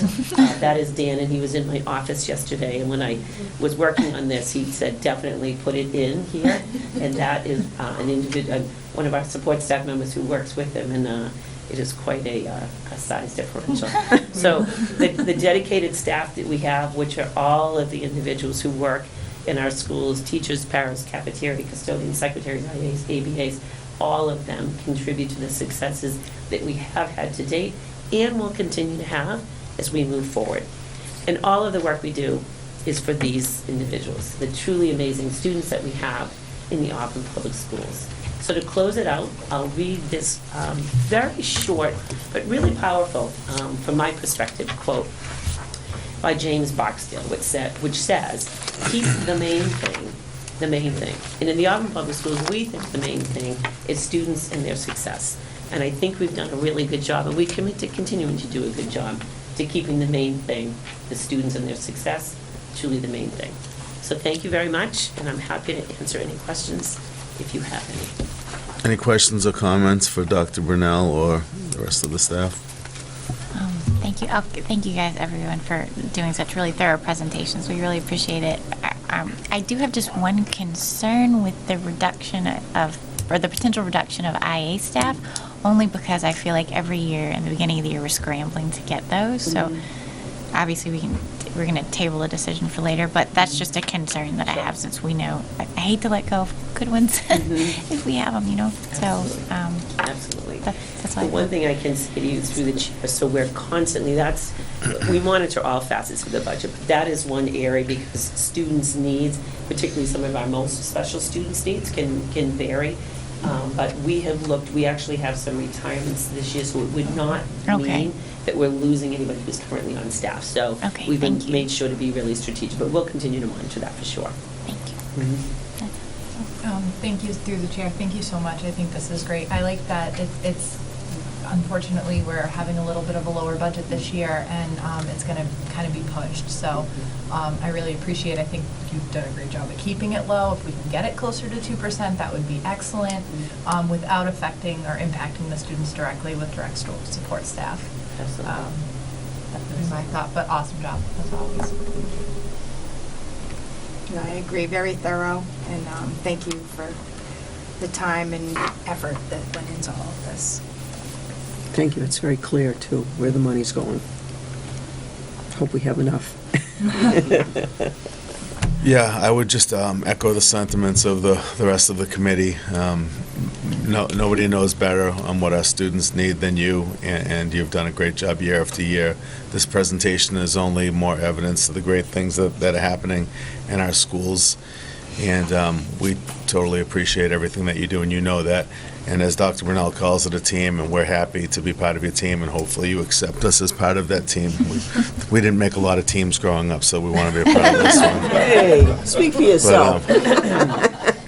But on that note, I would ask you, based on some of the uncertainties and based on recommendation or suggestion from town management, that maybe we sharpen our pencils a little bit, and maybe come up with a couple of other scenarios, just something that we can discuss as a committee, give us something else to look at. We don't know where we're headed. Even beyond town management, I'm concerned if these uncertainties are going to affect our residents.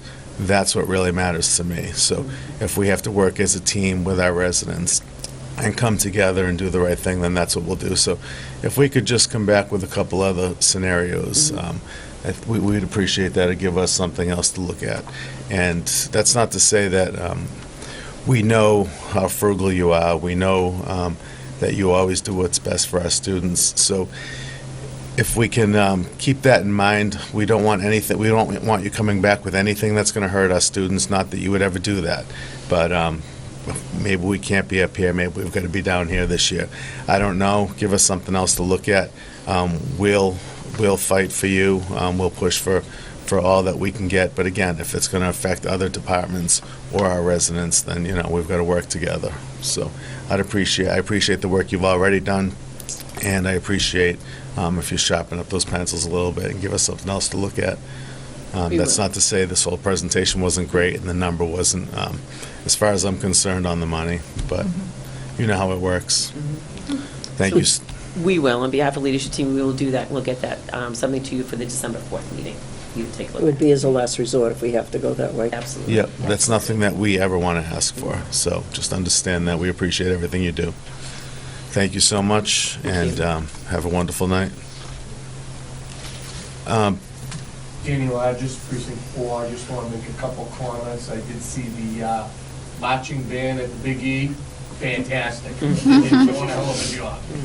And I had to use your students this year to do the leaves in my yard.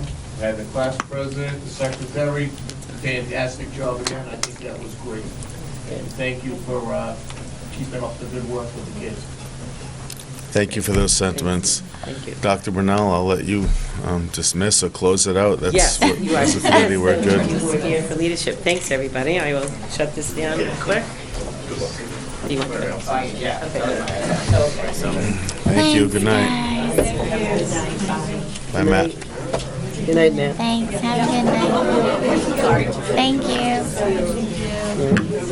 Thank you. Good night, Kathy. Thank you. Good night. Good night, Mr. Bye, Greg. Jessica. Good night. So it works.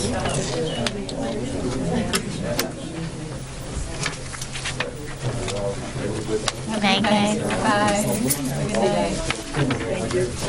Good night. How are you staying?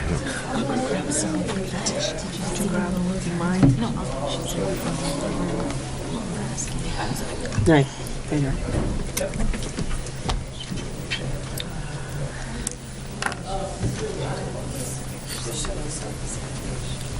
Or if you can. I got it. Could we just take a quick recess while we're waiting for Ms. Cole to set up? Just a couple of minutes? Yeah. Entertain a motion to take a quick recess. Take a motion to take a quick recess. Second? All in favor? Aye. Aye. Let's vote. I'd like to call the meeting back to order, and we will move on to unfinished business. Dr. Brunel? Thank you, Mr. Chair. So, as you know, we invited Mr. Coyle, Town Engineer / Public Works Director, to provide to you a brief presentation regarding the Auburn Street redesign. So I will turn it over to Mr. Coyle. Okay, good evening. Thank you, Mary Ellen. So I appreciate you having me here this evening to review the Auburn Street reconstruction project. It's a project that I've been working with our design consultant, BHB, Nassing and Crosland. They're also the consultant who did the design work for the West Street improvements a few years back in the middle school. So this project has gone back 2 years now where... Excuse me, Bill, can you maybe turn the... Just a little more towards the Yeah. committee, Okay. yes. Yeah. Okay. Thank you, sorry, yeah. So a few years back, this project was reviewed and approved by Mass DOT for federal and state funding. It is 80% federally funded and 20% state funded. We currently programmed on what's called the Transportation Improvement Program. This is the federal program for funding for the federal fiscal year of 2021, which begins October 1st. We were recently contacted by Mass DOT to see if we could accelerate our project. The TIP process is a very competitive process throughout central Massachusetts. We are on the Central Mass Regional Transportation Planning Organization, and there's a certain amount of dollars that are available. If we don't spend them in our region, they would go to another region. So we were contacted to see if we could accelerate our project and move it and advance it 1 year.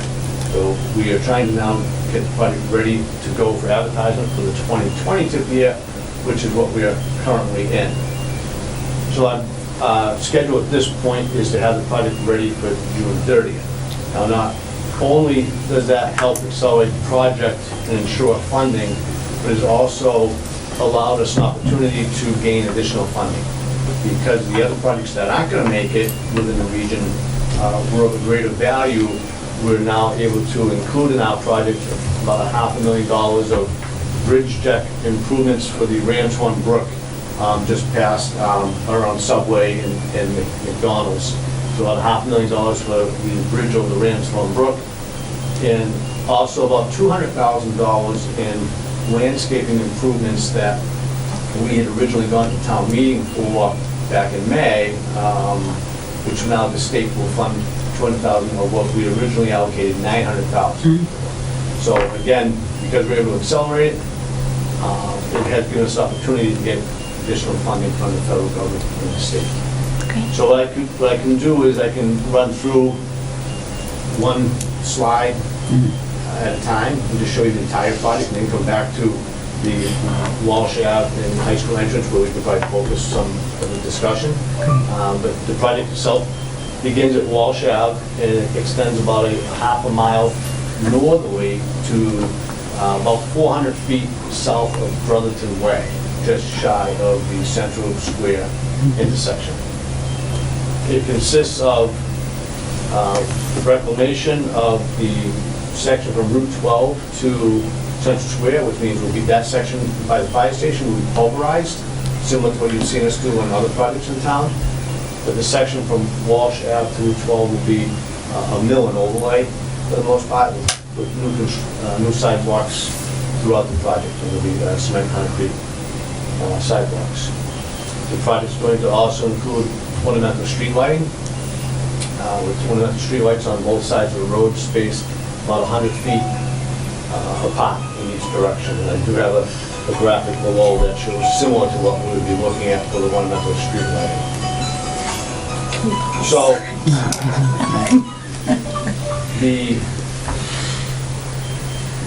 let me continue on. So, just to focus on this intersection, this is the left turn lane into the lower entrance of the high school, and you'll see it also introduces a center turn lane, which is something different for all of us to get accustomed to, but actually should function very well. And I'll come back to this board. Bill, excuse me, the building to the far right, now is that Fuller's?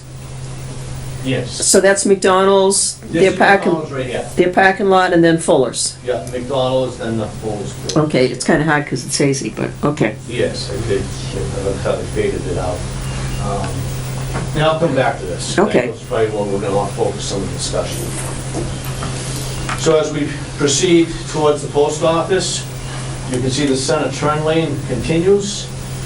For the most part, this center turn lane is going to function as a left turn lane into all these businesses, because there's really no other business access in this area other than when we get to Auburn Pizza. This is probably the only driveway in this area that other cars would enter in this direction. So this is the post office, and the entrance to the post office is here. There's a lot of streetscaping that we're proposing along the area with ornamental trees, landscaping, benches, trash receptacles, more green space is also proposed. Would the road have to be widened to get an extra lane in? No? There's room? No, it's a very wide cross-section currently. We also are proposing, in addition to the center turn lane and the one travel lane in each direction, 5-foot bike lanes on both sides of the road, and it'll be striped as a bike lane.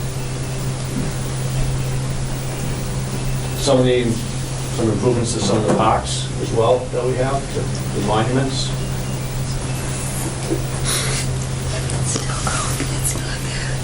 This is the Route 12 intersection with Auburn Street. So you can see again, there's more landscaping. This is just at the end of the post office parking lot. This is what we're considering pocket parks, so the one adjacent to the tennis courts. And we can discuss what's going on here as well, because I know there's some concerns about guardrail in that area. Another pocket park at this location. This is where we have our tree lighting every year, and a proposed gazebo in this location. One of the changes at this intersection, the lane configuration heading south will stay the same with a left turn lane and a through and a right lane. Heading in the northerly direction towards the high school, currently this left turn lane is a through and a left. Based on the traffic counts, the traffic engineers from VHB feel as though, and based on some timing and phasing changes of the traffic light, it'll function more efficiently with the left turn lane in that direction. Then what you could have would be concurrent left turns that would happen at the same time. And currently, this doesn't work very well, the two through lanes. I'm sure many of you travel, you get squeezed in this area. Yeah, Really not efficient. all the time. Yeah, so this would be a more efficient use of the intersection. One of the things they're also looking at potentially adding to the project, if the funding is available, would be the complete replacement of the traffic lights at this location. But they are including improved pedestrian traffic signals in this area. So right now, they're looking at potentially a complete replacement, but at the minimum, it'll be a new traffic post and upgrading the signals for pedestrians as well. Real quick, can I just ask a question? It looks like you've extended so that there are crosswalks going all four ways around that intersection. Right now there aren't. Currently, there's no crosswalk here. Right. But there are crosswalks through the intersection. So there's also no sidewalk here. Right. If you were to walk across Auburn Street to the crosswalk, you have to walk alongside the island and then cross this area. So we'll be adding a sidewalk, so you come across the pedestrian actuated signal and then come across this island through the crosswalk and continue on along the sidewalk. So again, trying to look at safety. All the vegetation of this island will be removed because currently a lot of it gets overgrown. We've got to cut it way back just so you can see when you're coming around this corner. And they will plant some low growth plantings, more ornamental, but again, something that's not going to be 3 feet high or 4 feet high. Okay. No, thank you. I just see kids running through there, around the time of school Absolutely, gets out, yeah. so I'm glad that we're adding We it. actually had a meeting, probably almost a year ago now. It was called a safety audit, where we met with Mass DOT, the fire chief and police department were invited, the district from Mass DOT, out of the Worcester office, and we reviewed the entire project for whatever safety improvements we could make. And we focused a lot of attention at this intersection as well, and the state traffic engineers, where this is actually a state intersection, they obviously were very concerned as well with that intersection. So moving on, heading towards Rutherford Way. Again, this is mainly reconstruction of the roadway or reclamation, and new sidewalks on both sides, cement concrete, removing and resetting the granite curbing, improvements to sides of the roads, some mulch and seed and landscape areas. This area here along just past the fire station is currently just a sea of asphalt. So this would be a landscaped island installed with diagonal parking in that area, which is also good environmentally. By decreasing some of the asphalt, we can decrease some of the runoff. One of the things I didn't point out, I'll go back to this one, is in front of Verizon, right now, again, this is just wide open pavement. So because of the excessive width in this area, we are able to pull this curb line to the west and provide some landscaping in this area without impacting Verizon's parking. And we will still maintain the 2 lanes and then the 1 through lane. There was some concern about this lane not being as wide as it was. Currently, that lane is probably 20 to 24 feet wide. It's probably wide enough to receive 2 cars. So again, it's excessive width, it's not necessary. I have discussed this with the fire chief. He's okay with it. He doesn't feel as though it's going to impact him. We will have fire preemption at the fire department. What that means, as soon as they get an alarm call and the doors open and they start their fire trucks, it'll call for a green light to clear the intersection. So as they begin to pull out of the garage, they'll already have this green light to clear this out. I have a question through the chair. The corner of the basketball court there on Southbridge Street, is there something, not the tennis courts, the basketball one, that corner, it's like touching the street there. Is there some kind of barrier? There's a guardrail here now. Yeah. So there is and that guardrail is going to stay in place. Oh, okay. There is a retaining wall here, and there's a guardrail mounted on top of that. Okay. That guardrail is going to stay in place. In this area, there's an existing guardrail. We've had several discussions with our engineer at VHB, to our engineering department, myself and Johanna Bakeland, the other engineer with the DPW, and also at the state level. So there's currently guardrail on Auburn Street. Now, when Mass DOT looks at guardrail, for them, as transportation officials, they're looking at guardrail as they're protecting the motoring public from a hazard. Okay, so whenever they look at guardrail, they look at, is that guardrail protecting them from a hazard, or is that hazard, is the guardrail presenting a hazard greater than what you're trying to protect? And so, right now, they are not in favor of guardrail here, because they feel as though the guardrail is actually a hazard to the motoring public. So this is something we've kind of gone back and forth with DOT with, and what we're trying to come to some resolution with them is whether or not they would have a compromise and allow us to put in bollards along the intersection, which are crash tested.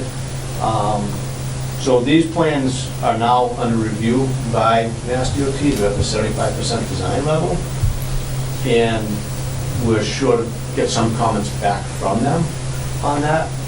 The next step would be the 100% design plans, which we anticipate, we're hoping to have those sometime in January for this project. But that's something that we'll continue discussing with them.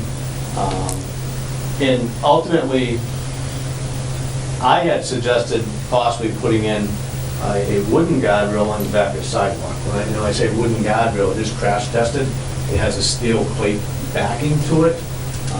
You'll see it sometimes in areas where it might be a park area, but really it's still a street, more aesthetically pleasing. But it's also impact tested because it has a steel backing to it. It's tested by the Federal Highway Administration. I was suggesting that along the back side of the sidewalk. Right now, I don't think DOT is looking to fund that or even have that as part of the project. So if this project advances and there's no guardrail in this corner and it moves forward with the bollards, if that's something the school committee wants to move forward with separately, we probably have to do that after the project is constructed, because I don't think DOT will fund it. So again, they're looking at it as, would the guardrail present a hazard? So if someone's driving up Auburn Street, right now there's terminal ends. They're kind of like, we call them punching bag entries, which they're not ideal. They also have what they call buried ends. We dive the guardrail down. Those aren't ideal either. When you drive up one of those, it'll roll you right over. So the guardrail does pose a hazard. And their feeling is that the hazard the guardrail is posing is greater than the hazard you're protecting from the motorist's perspective. So from the school committee, whether or not there's consideration of whether there's a hazard to the individuals at the tennis courts or the basketball courts, that's something we want to protect them from. It's something to think about. Certainly, it might be something we may say once this project is constructed, because obviously there's also trees proposed in here, the bollards, potentially some grading changes in this area, and then evaluate it after the project's complete. Through the chair, I can say I had a drunk person go through my basement when I was living in Millbury. He was, I think they were averaging 50, 60 miles an hour, went right through my basement. So I'm just thinking, car coming down here, going really fast, flying through into the tennis court, if we have kids playing tennis, because our tennis players are there. I mean, I get the motorist hazard, but they're in a car versus our kids who are in tennis shorts. Even just at the intersection. Even We're that. opening up that side of the intersection. Right, so the basketball courts, the tennis, I mean, that's just a huge fear of mine. Because I saw the damage that happened, and that was a car going through my house, never mind what would it do to a... If it got launched. Yeah, Yeah. exactly. And we are still working with Mass DOT to see whether or not they reconsider the guardrail. We'll continue working with them. I think if they get to a point that they control the funding, and they also look at their standards, and they're gonna look at it from a motoring public perspective. So they're not looking at the... They're not looking at the tennis courts, because they're transportation officials. Gotcha. So they have certain guidelines from Federal Highway Administration that they have to follow. So if they come back to us and say, we cannot fund the guardrail because you're not protecting the motorists from any object, and that guardrail is actually presenting more of a hazard. I think what we, as a town, would look at later, separately from the project, because they're not gonna fund it, whether or not we would consider doing something differently in the back of this area. Or whether or not we do it up front. It's something we'd have to look at. I don't say, it's a balance, because I do respect what they're saying, that it is a hazard. There have been fatal accidents when people hit the end of the guardrail. So, there is a balance on protecting the students and protecting the motoring public. So do we set the guardrail further back so that it's not a hazard to the motoring public? But it's still And it will protecting our protect kids. the kids. Yeah. So I think that's kind of what my recommendation was. And I'll continue, advocating for that and talking with the district office and see if they would reconsider that. Has that intersection ever been problematic? I don't recall anything. I know there's been some comments of one accident that was pointed out in the past 10 years. I witnessed one accident myself during a snowstorm. But that was a very low-speed accident. Obviously, no one's playing during a snowstorm. No. And- Plus, if you're coming into an intersection, you should be slowing down. And the road was snow-covered, so actually, in that particular case, they were taking the right-hand turn, and I watched the guy, he couldn't make the Oh, turn. skidded. And he slid right into the guardrail. So that's actually an example where that guardrail is probably more of a hazard to that person, because he bounced off the guardrail. If the guardrail wasn't there, he would have just gone into this area, what the state considers a recovery area or a safe zone, and so he wouldn't have hit the guardrail. So that guardrail was actually a hazard to that person. Wasn't going at a high rate of speed, so he didn't get hurt. So that's kind of what, it's a balance. Let's look at what is the accident history, and we can look at that too. If there's only 2 accidents in 10 years, we look at providing something down the road. So that's something that we can. I mean, I just don't recall. My concern, Bill, is that the state, well, through this funding, is talking about taking away a protective barrier for our students, our children, we'll say, and offering up nothing. And I understand why, because they're the DOT, that's not the Department of Children's Safety. However, it just seems like they're taking something away and we're getting nothing. And my concern would be even that the time between the completion of that project, after the guardrails are removed, and by the time we get the wooden barriers up that you talked about, I'm sure that would be cost effective, even though I wouldn't be thrilled about eating that cost, because I feel like we're safe right now. But it's just that the time span between the project being completed and getting those wooden guardrails up to protect those courts. And I know you say, we could try to figure out how many accidents have happened there, and one of them was low speed and one was in the winter, but it only takes that one time. We had, we've had a few chases lately, and we had that one up on Route 20. It only takes that one time, and the cars actually fly through there, Gail. I know you said it's an intersection, they should be slowing down, but they're moving at a pretty good clip, and you just see on on the news all the time. Cars are going airborne. They're going up into second floors of houses, never mind, into the basements and living rooms. So it's that one time, but my bigger concern is that we're protected now, and there's going to be a point in time in this project when we're not protected. So I would appreciate, that you push back on that, as you said you have been. We have it. And then we come up, and if that's not to be, then we come up with a plan so that we get the wooden guardrails in place before the project is completed. Sure. I think one of the options may be to, as the project moves forward, if they continue to push back and not wanting to fund it, then a discussion can move towards, well, if we fund it as a non-participating item. So if they're not paying for it and we pay for it, will they include it in the fund? So we could do it at the same time. Right. So that might be an option as well. I'll kind of leave that maybe as a last resort to present to them. I'd rather keep pushing to see if I can get them to provide the guardrail over the next couple of months and make some phone calls and see if that can happen. And then if they still feel as though it's something they don't feel comfortable supporting, then I would present to them if we include that as a non-participating item. The good news is the fact that they're paying for about $200,000 in landscaping, the $1.2 million that was approved at town meeting back in May, $900,000 of that was towards the some of the ornamental street lighting, but also the streetscaping and landscaping, which I think would fall under this, Wouldn't. be appropriate. So I think there are some funds available. Should be. Bill, I'm going to ask you another question, but it probably isn't about kids. But I go through that intersection all the time. Let's say I'm coming from the post office and I'm heading up Central Street. Yes.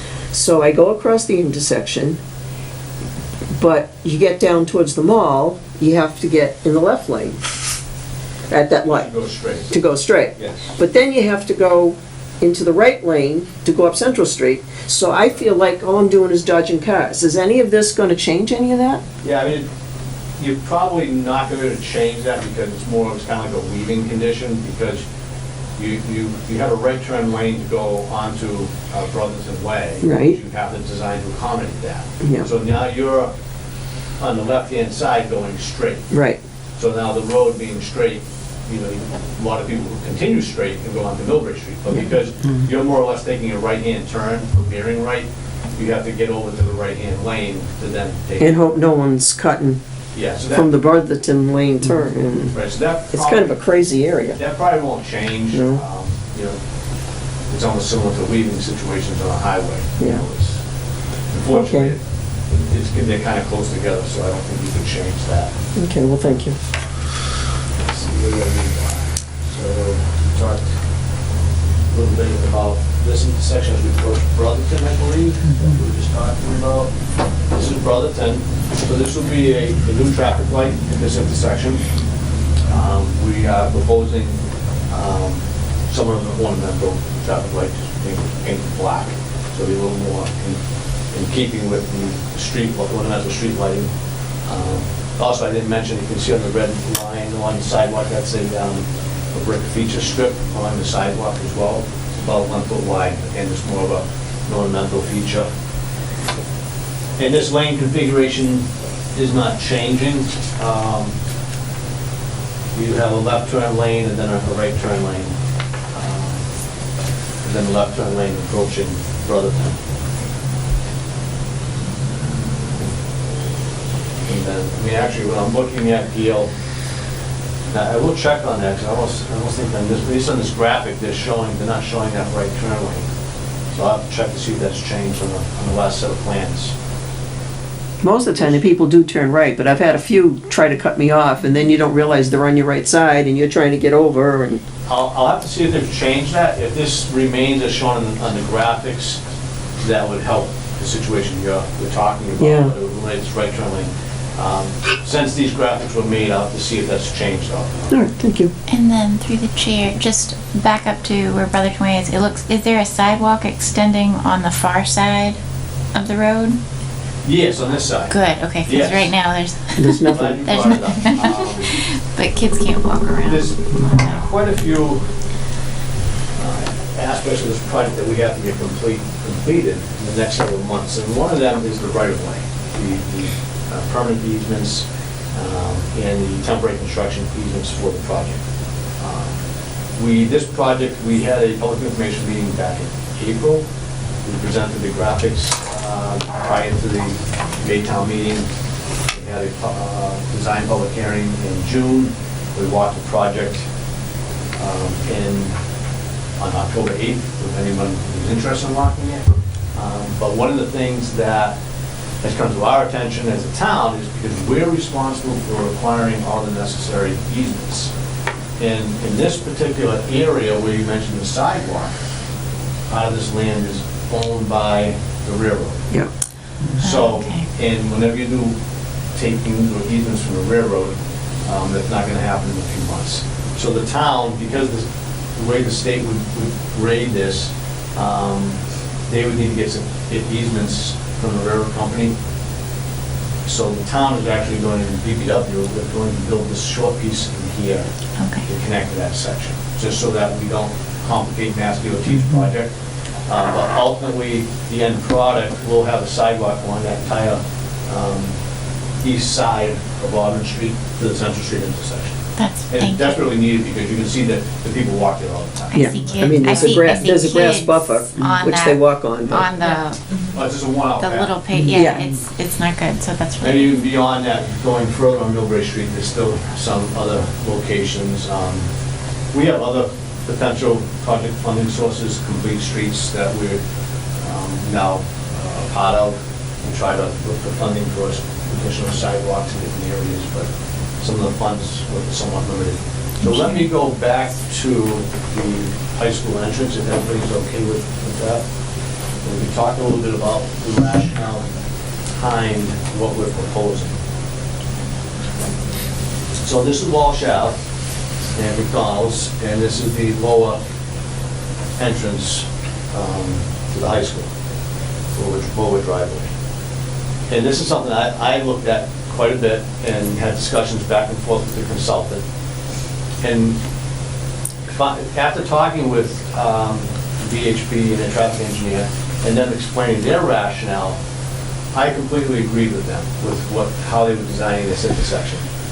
And the reason I say that is, right now, there is a crosswalk a little further, right up against Walsh Ave. There's one here, and there's another one in this location. So, and what I failed to mention is this proposed location, the crosswalk, there'll be a rapid flashing beacon, so similar to what you might see in the city, where you push a button and the lights flash and draws everybody's attention. So there'll be a rapid flashing beacon at this crosswalk and also the one at the post office. Isn't that the McDonald's exit? The exit is here, okay? So, here's the concern. Right now, there's a crosswalk currently in this area here, Yeah. correct? So, because of the changes in the lane configuration, you have a left turn lane coming in to this entrance here. And you have a through lane in this direction and a through lane in the opposite direction. If you have a crosswalk in this area, okay, now the kids still have to walk down this sidewalk, cross this crosswalk, come across here, through here, and then the entrance to the McDonald's is over here. There's also a side entrance. Crossing. Front entrance is The side entrance. so, if you have a car stopped, because there may be a car coming in this direction, or they're waiting to take this left-hand turn, and a child goes to cross in this area, and this car is stopped, letting the child cross, and even if this car stops and lets them cross, the concern is a car coming in this direction can't see that child crossing. So because the child is walking in front of a car that's stopped, and you have cars passing them on the right-hand side that can't see the child. And I think we've all probably come across that where we may be stopped, either somebody crossing or a car coming by, and we see a car coming to the right side of us, knowing that person can't see this car, and I've literally opened my window to try to stop that car, because they can't see that person in front of me or a car. So that was the main concern, and I think the driving force to say, this is a safer location for the crosswalk. So if the kids get out of school, granted, they can be playing athletics, at another time, I have to cross over here. They would walk up the sidewalk, through the wheelchair ramp, cross over, and then come over to here, and then come in the front entrance. I actually think it's a shorter distance for them to get to McDonald's entrance here versus walking this way and coming over and coming this way. So I think we have all been used to seeing that crosswalk in that location. But I think for the safety reasons, this is a safer location with the crosswalk. Here, you're crossing 3 lanes of traffic. You have 1 lane here, the left turn lane, and another lane. Here, you have 2 lanes of traffic, not 3. So that's where we came up with that solution. Again, it will be reviewed by the traffic engineers at the state. We also have traffic engineers at the district level, our own design engineers, engineering within DPW. If any of the engineers reviewing this to the state level have any concerns with it, they're certainly going to bring it back to our consultant and to us. The other thing that we're proposing is actually, Dan has suggested it. We don't have it in town anywhere, and so it's kind of new, is a raised intersection. Okay, so what it is, it's not like a speed bump or a speed hump. It's a very gradual transition to increase the height of this, to kind of draw attention to basically slow down. So this section through here will be slightly higher and try to encourage people to slow down going through the intersection. Through the chair, I think my concern is that, and even in the way that these are drawn, it doesn't show the people exiting McDonald's. And if there's, what kind of signs are we going to have for those people coming out? Because even when they're, if you don't have your order, they pull you up to the front, and then those people take out as soon as they have it. And it looks like there's trees already there. It just looks like, well, even if we are considering all of this from the driver's perspective on the road, someone that's coming out of that business, they might even have their attention drawn to what's happening across the street as opposed to what's right there. So, well, what does the designer say about that? We could look at signage for pedestrian crossing type of signage. I think right now what they have is the defined sidewalk where this road, the driveway is asphalt. We're going to run the cement concrete through to identify the sidewalk area. And we could see if they could have any signage pedestrian crossing. Or even the flashing light, if you're going to do it at the other part, if you could do it so that it gets that person's attention that's leaving McDonald's, because they might be an out-of-towner, they don't care, they don't even know that that's in high school. Or through the chair in Worcester, they have sounds with the crosswalk. It's like, it's annoying, but and then like it speeds up when they don't have much time left. Yeah, right, I think that would be for this crosswalk here. Right. We wouldn't normally do that for a driveway because any business, they're crossing driveways all the way around. Right, no, but I was talking for that crosswalk, Yeah. and that would alert This people. crosswalk? Yes. Would that have noise? But facing the people who are leaving McDonald's, because it doesn't matter I have if to look to it's, see if they look at the angle, because you're gonna see it here in this direction. I'd have to see and talk to the traffic engineers, would you still see it at this angle? I mean, the closer you get to the intersection, you're gonna see it. hopefully, but if, you think you're down here, the light's up here, you're looking straight or turning around, Well, do you know what I mean? The lights are gonna be over here. And the Go only- across the whole thing. But you might see it at an angle, I just think it's at least worth considering from that perspective, walk through, look at, see. to see if they could turn it or have another light mounted so that the people in the drive-thru would see it. Correct. I can ask them. I mean, it just may be a matter of mounting another beacon so that when these are flashing for the roadway, then they would also see. Right, I think it's worth asking, I can just talk because to they're them so about if they close. can modify it. Thank you. Bill, I'm just going to make a comment. I mean, I'm sure that's engineered just perfectly, but I'm just thinking of kids. And kids always want to go the shortest way possible, and that couldn't be any longer. I mean, I can see them coming out on the right and going into that side door. I mean, Well, the entrance is very good. yeah, I know, but as long as I've been going to McDonald's, Everyone goes. and everyone goes in on that side door right there. Right, so I just think it's retraining everybody, because if people are crossing here, yeah, you're gonna go in this entrance, Yeah, but they're not gonna cross here anymore. This is where they're gonna cross. yeah, but I think they will. Well, I think the kids will just run across the street. Okay, I mean, that's just kids, that's all I'm saying. yeah. Right. Through the chair, just two things. I think, Bill, when we had talked, the sidewalk will continue right up to the corner of Walsh Ave, right? Did you say? Yes, it's gonna Okay. go right to Walsh. Because it Yeah, doesn't we quite do go that. there yet. Okay. And I do think, you know, the concern, and it was right around the time, I forget when we went up to Town Hall to view, it was Dr. Chamberlain, Mr. Hanfield, myself, but prior to that, Mrs. Worsbicky and Mr. Fahey and I had looked at it too.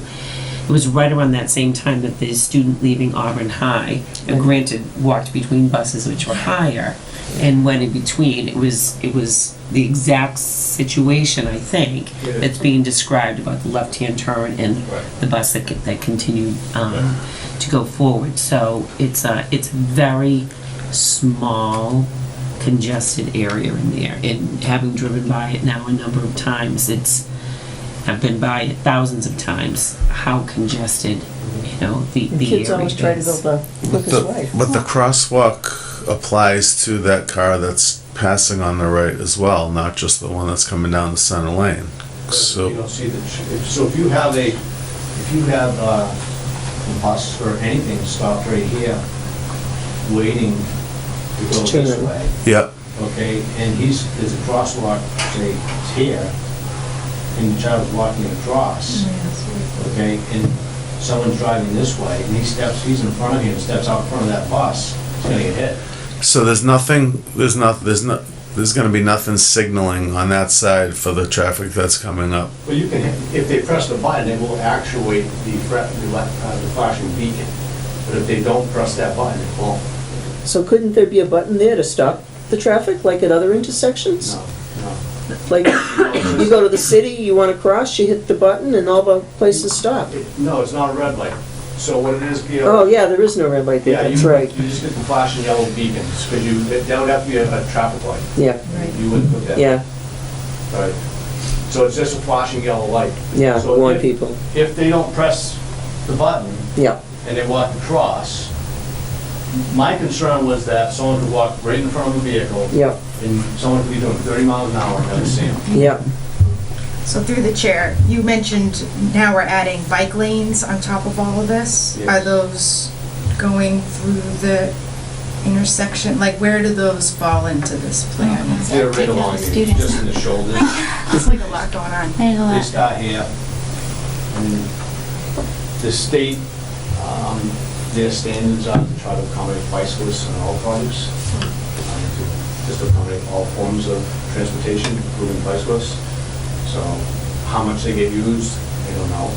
But it's something they're trying to encourage Is that through the chair? Is that just on one side though, or on both? both sides. So then, if you go out a little left, what are we gonna do for people going on to 290? So the bike lane ends and you aren't. They only do it on the limits of the project. Huh. I think we need to put a giant no biking sign on the right. Again, we have high school students who, they're smart, but they're also kids. I don't know. Well, it's I'm projects. concerned about that. Their goal is they want to accommodate bicyclists. They want Right. to have a safe place for people to ride their bikes. So as they build projects, they want to eventually have this built throughout the state, on any project that they build. Because there is no safe shoulder for the bikes to ride in, Sure. then they're not safe. Yeah. So it's something that I think they're trying to accommodate all modes of transportation and recognizing bicycling is a mode of transportation. Maybe we can just look at veering the bicycle lane onto Walsh then? Do you know what I mean? If we're gonna have white bicycle There's diamonds. shoulders, there's a shoulder stripe here, then you're gonna cross a ramp. I mean, if you're riding a bike, you have to use care. It's no different than anybody riding a bike on town streets today. You can't address every issue Sure. outside the project limits. No, I mean, I understand, that just, It's making that area even more congested. I spent a Well, week in if- Brigham, if you because I get was a hit lot on a of- bike. if you get a- So, If you get a lot of bicycling. I can honestly say, my own opinion on it is I see a lot of these bicycle lanes being constructed, I don't see a lot of bikes on them. So I get it, I understand that's their goal, to try to encourage multimodal forms of transportation. I've seen them built in Worcester, and I don't see a lot of bicycles out there. Because, I think they're trying to encourage it, but I don't really see it happening. So even though these are gonna be striped for bikes, you're gonna get a few people. I know one that's probably listening to me right now that attends meetings, and he's thrilled that there's a bike lane. He's gonna say, this is gonna get used, but by how many people, I don't know. Okay. Here's a question for Mary Ellen. If this goes through the way it is now, is there anything we can do to present it to our high school students so they know what to do with that intersection so they cross safely? Well, I think we would, through the chair, I think that really is where it all comes down to, is with education, that we would need to retrain them of the expectations. Now, I will say, when students are leaving, when I'm at the high school, typically, and there will always be some who wander off, they do walk down looking at the left-hand side. So we'd need to retrain them to make sure, because... Yeah, because they do come out on the left-hand side of the high school. They do, right, and to press the button, and with the flashing beacons. I will say, on my commute in and out of work in another community, I can't get over how much attention those flashing lights really do draw to that. So I think we'd obviously have to, train the kids, but it's going to be a training period. But the left turn lane, because I had said to Mr. Cole when we had met, but there's no guarantee they're going to press the button to go across. And, when that student had stepped out in Auburn High, and fortunately was going so slow, it just drove home the point of, and they weren't making the left-hand lane, but it was just that blocked view that I saw. Yeah. So we really would have to train the students. Through Absolutely. the chair, field trips to McDonald's for all our freshmen in particular. Yeah, we're gonna open up the citizens' comments in just a minute. Just a little bit about the schedule. We are planning on a special town meeting, I think it's January 21st, with a snow date, January 22nd. I believe the town manager going before the Board of Selectmen with this. I want to say next Monday, but I'm not positive. Okay, I know it's coming up soon to present this information, and certainly you will all be notified. But just going to give you the heads up, that's exclusively for this project to get the approval for the Board of Selectmen to move forward with the easements and the takings for the project, because Mass DOT, I originally discussed it with them to see if we'd wait till May, that we have a town meeting in May, and their response to me was that, well, we need to know the town is going to support this project and move forward, because we have other towns that they did take in line for the funding. So they didn't want to wait till May. They said, we need to know early that the town of Auburn is going to support this project, because they have limited amount of time to get other projects lined up if we don't support it. So that's why the special town meeting in January, just so that they have a sense that we are moving forward and supporting the project. If that goes forward, again, the tentative advertising date is June 30th. Ultimately, we could advertise as late as the end of September, because October 1st is the cutoff. The Federal Highway Administration does not like advertising projects in the last quarter, encourage it in the third quarter of their federal fiscal year. But there is a little bit of flexibility there as well. So with that, construction would start, at the earliest, would be fall of next year. I suspect it'll probably be spring of the following year, because I don't think we're gonna start ripping up roads just before we're done. So, Please don't. no, I suspect this will be spring of 2021, that construction will start, and it would probably be the better part of a year for construction, for that entire year. They will have detours in place, even for not just the traffic, but for pedestrians. There's actually a traffic management plan that gets reviewed for this project, and they look at signage for pedestrians as well. If you're working on a sidewalk, you need to have a detour in place. So the state takes it very seriously in the Federal Highway Administration, and there isn't much that they don't look at. So there'll be detours in place for the sidewalk pedestrians as well. Through the chair, is there also a flashing light that will be visible for Walsh Ave people exiting? Because if they're turning left out of there, a lot of people gun it Right. And would never know anyone was You know, in I think it will be, and I actually think where it is here, this probably will too, and I'm gonna look at anytime I see those, and we can talk to the manufacturers. I think they're so bright, and you can see them from quite a ways. I do think you're gonna see them from Walsh Ave, and potentially from the drive-through, but I'll double check with the consultant to make sure that if there's anybody in this crosswalk and then gonna continue on, that flashing yellow light is visible. like head on. Right, no, you're right, because when people, if you can finally make a left off of Walsh. It doesn't matter what's in there. Right. Just go. It definitely, because this is a left turn this way, I'm very confident that that's going to be visible. The one that I want to really look into is this one here. Right, turn on McDonald's. Because, well, I guess if they're turning left, it's not going to matter. It's the right. If they turn right, then they will see it. But I'll check with the traffic engineers to make sure that they're in agreement that it will be seen from the drive-through. Okay, thank you. Any other questions or comments, Mr. Coyle? No? Thank you, Bill. I'm going to open this up to citizens' comments. I would ask that any comments are directed through the chair. Because we're immediately talking about the, It's okay. because we're talking about the flashing lights at the moment, just went through my mind. You've got a whole crowd of kids leaving school, leaving an event. First person that gets there pushes the button. How long do they continue to flash before somebody else needs to push the button? Because all of a sudden it's going to stop and you're still going to have, Right. and at least at certain times, not all the time, obviously, but at least at certain times. Sure. Typically, traffic lights are designed for people walking, I think it's at 4 feet per second. I'm sure there's also a time for clearing, in case some of them are slower. Obviously, if you have a line of kids, it's not going to keep going. If one person presses it, someone else is going to have to press that button. It'll only continue for so long, and I'd have to see if there's the timer on these, whether or not it shows where it's timing out. I know on the traffic signals at Route 12 there's timers. The rapid flashing beacons, I'm not sure they have timers on them. So maybe that could be part of the student education when they finally bring this around. If you're in a crowd, Right. you know, it certainly is not gonna hurt for people. You keep pressing it.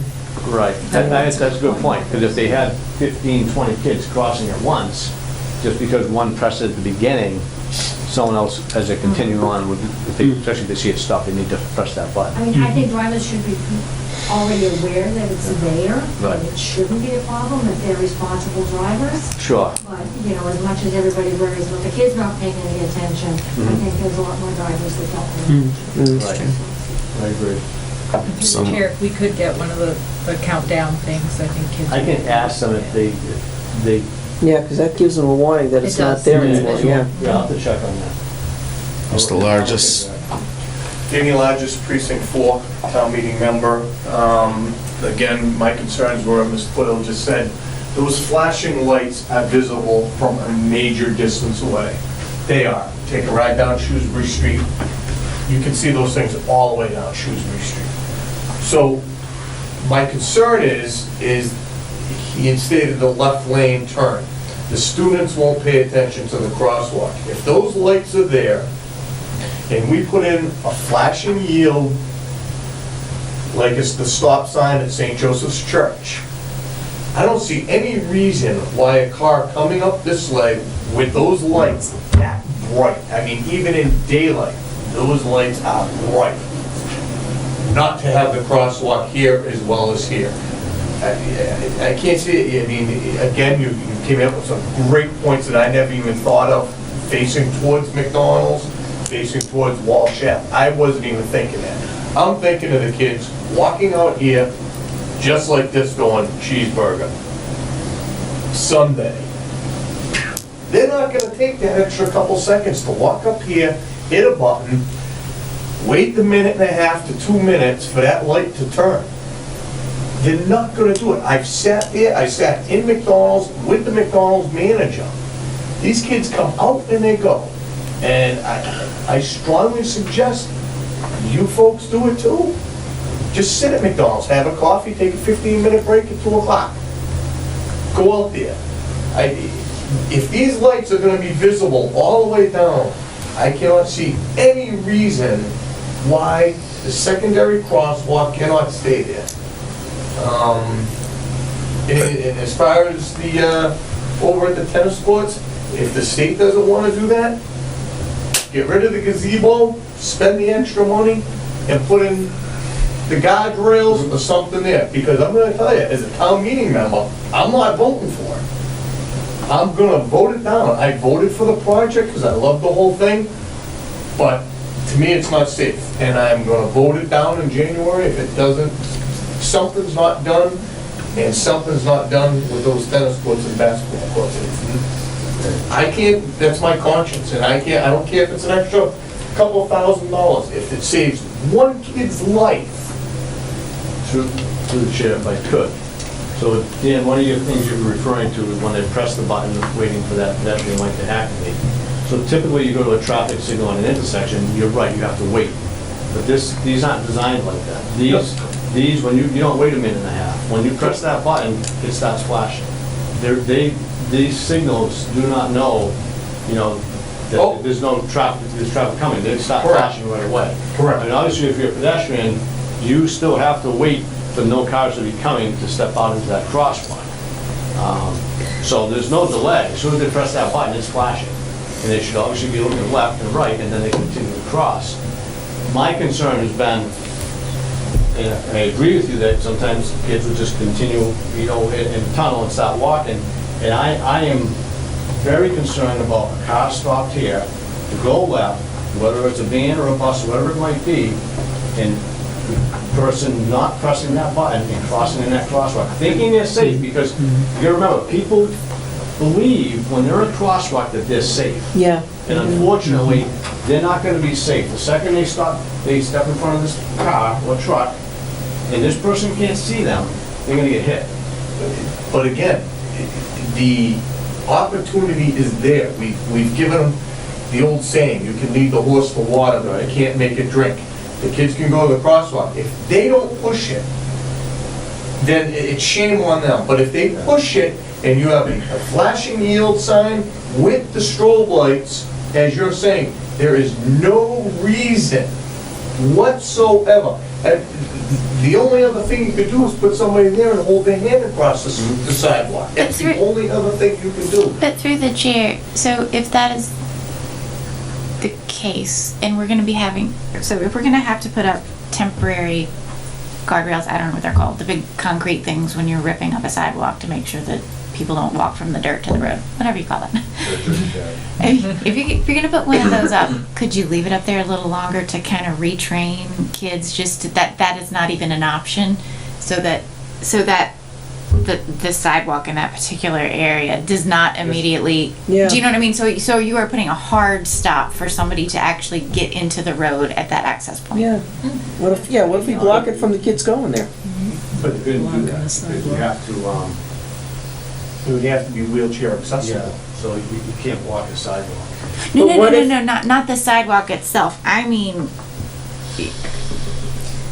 the entry point, do you know what I mean? The entry point from the sidewalk to the road at that corner. Where the wheelchair crosswalk used to be? Correct. So right now, so you make it a hard stop, so nobody can go straight from the right-hand side of that driveway out into the street. What if we? Do you know what I'm saying?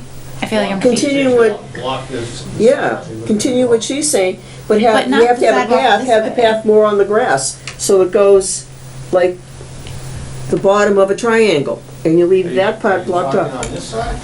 Yeah. So on the street side, so that someone could stay. They have these in Boston a lot, actually. What if this is blocked to students, this part right here? But since we have to have access, we make a path go across this way, so they're coming out here, but they're not anywhere near McDonald's when they cross. You have a concrete wall here. No, but what I'm saying is, see this part? You know what? I'll be game for that, as long as the kids Some are sort of thing, even if it's a low thing, we're right here. For a certain number of kids are gonna have to make a lot of extra effort to try to go there as opposed to going over here. I don't know what the rules would be about that, but it's not blocking, it's not. blocking anything having to do with. Are you saying to put a structure along that curb line? Yes. Never seen that. They- Bollards, It's usually, I have seen them in lots, it's like a 3-foot knee-high wall that would run the curb itself. So it really I mean, prevents someone from, if we're really. On a permanent basis, we could build up that grade out there so it's not really comfortable to walk on, and their only option is to take that right down the sidewalk and back to the stone wall. And the chair, I think the best option is education.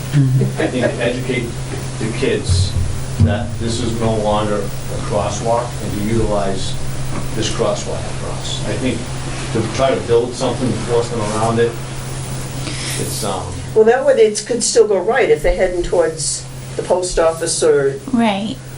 Auburn Pizza or something. I mean, and this is But only if they we're. take them off that corner. basically If we're cut the sidewalk in Yeah. half. Yeah. You know what? Or you're I would saying feel move comfortable. the whole sidewalk? Oh, I'm not saying that.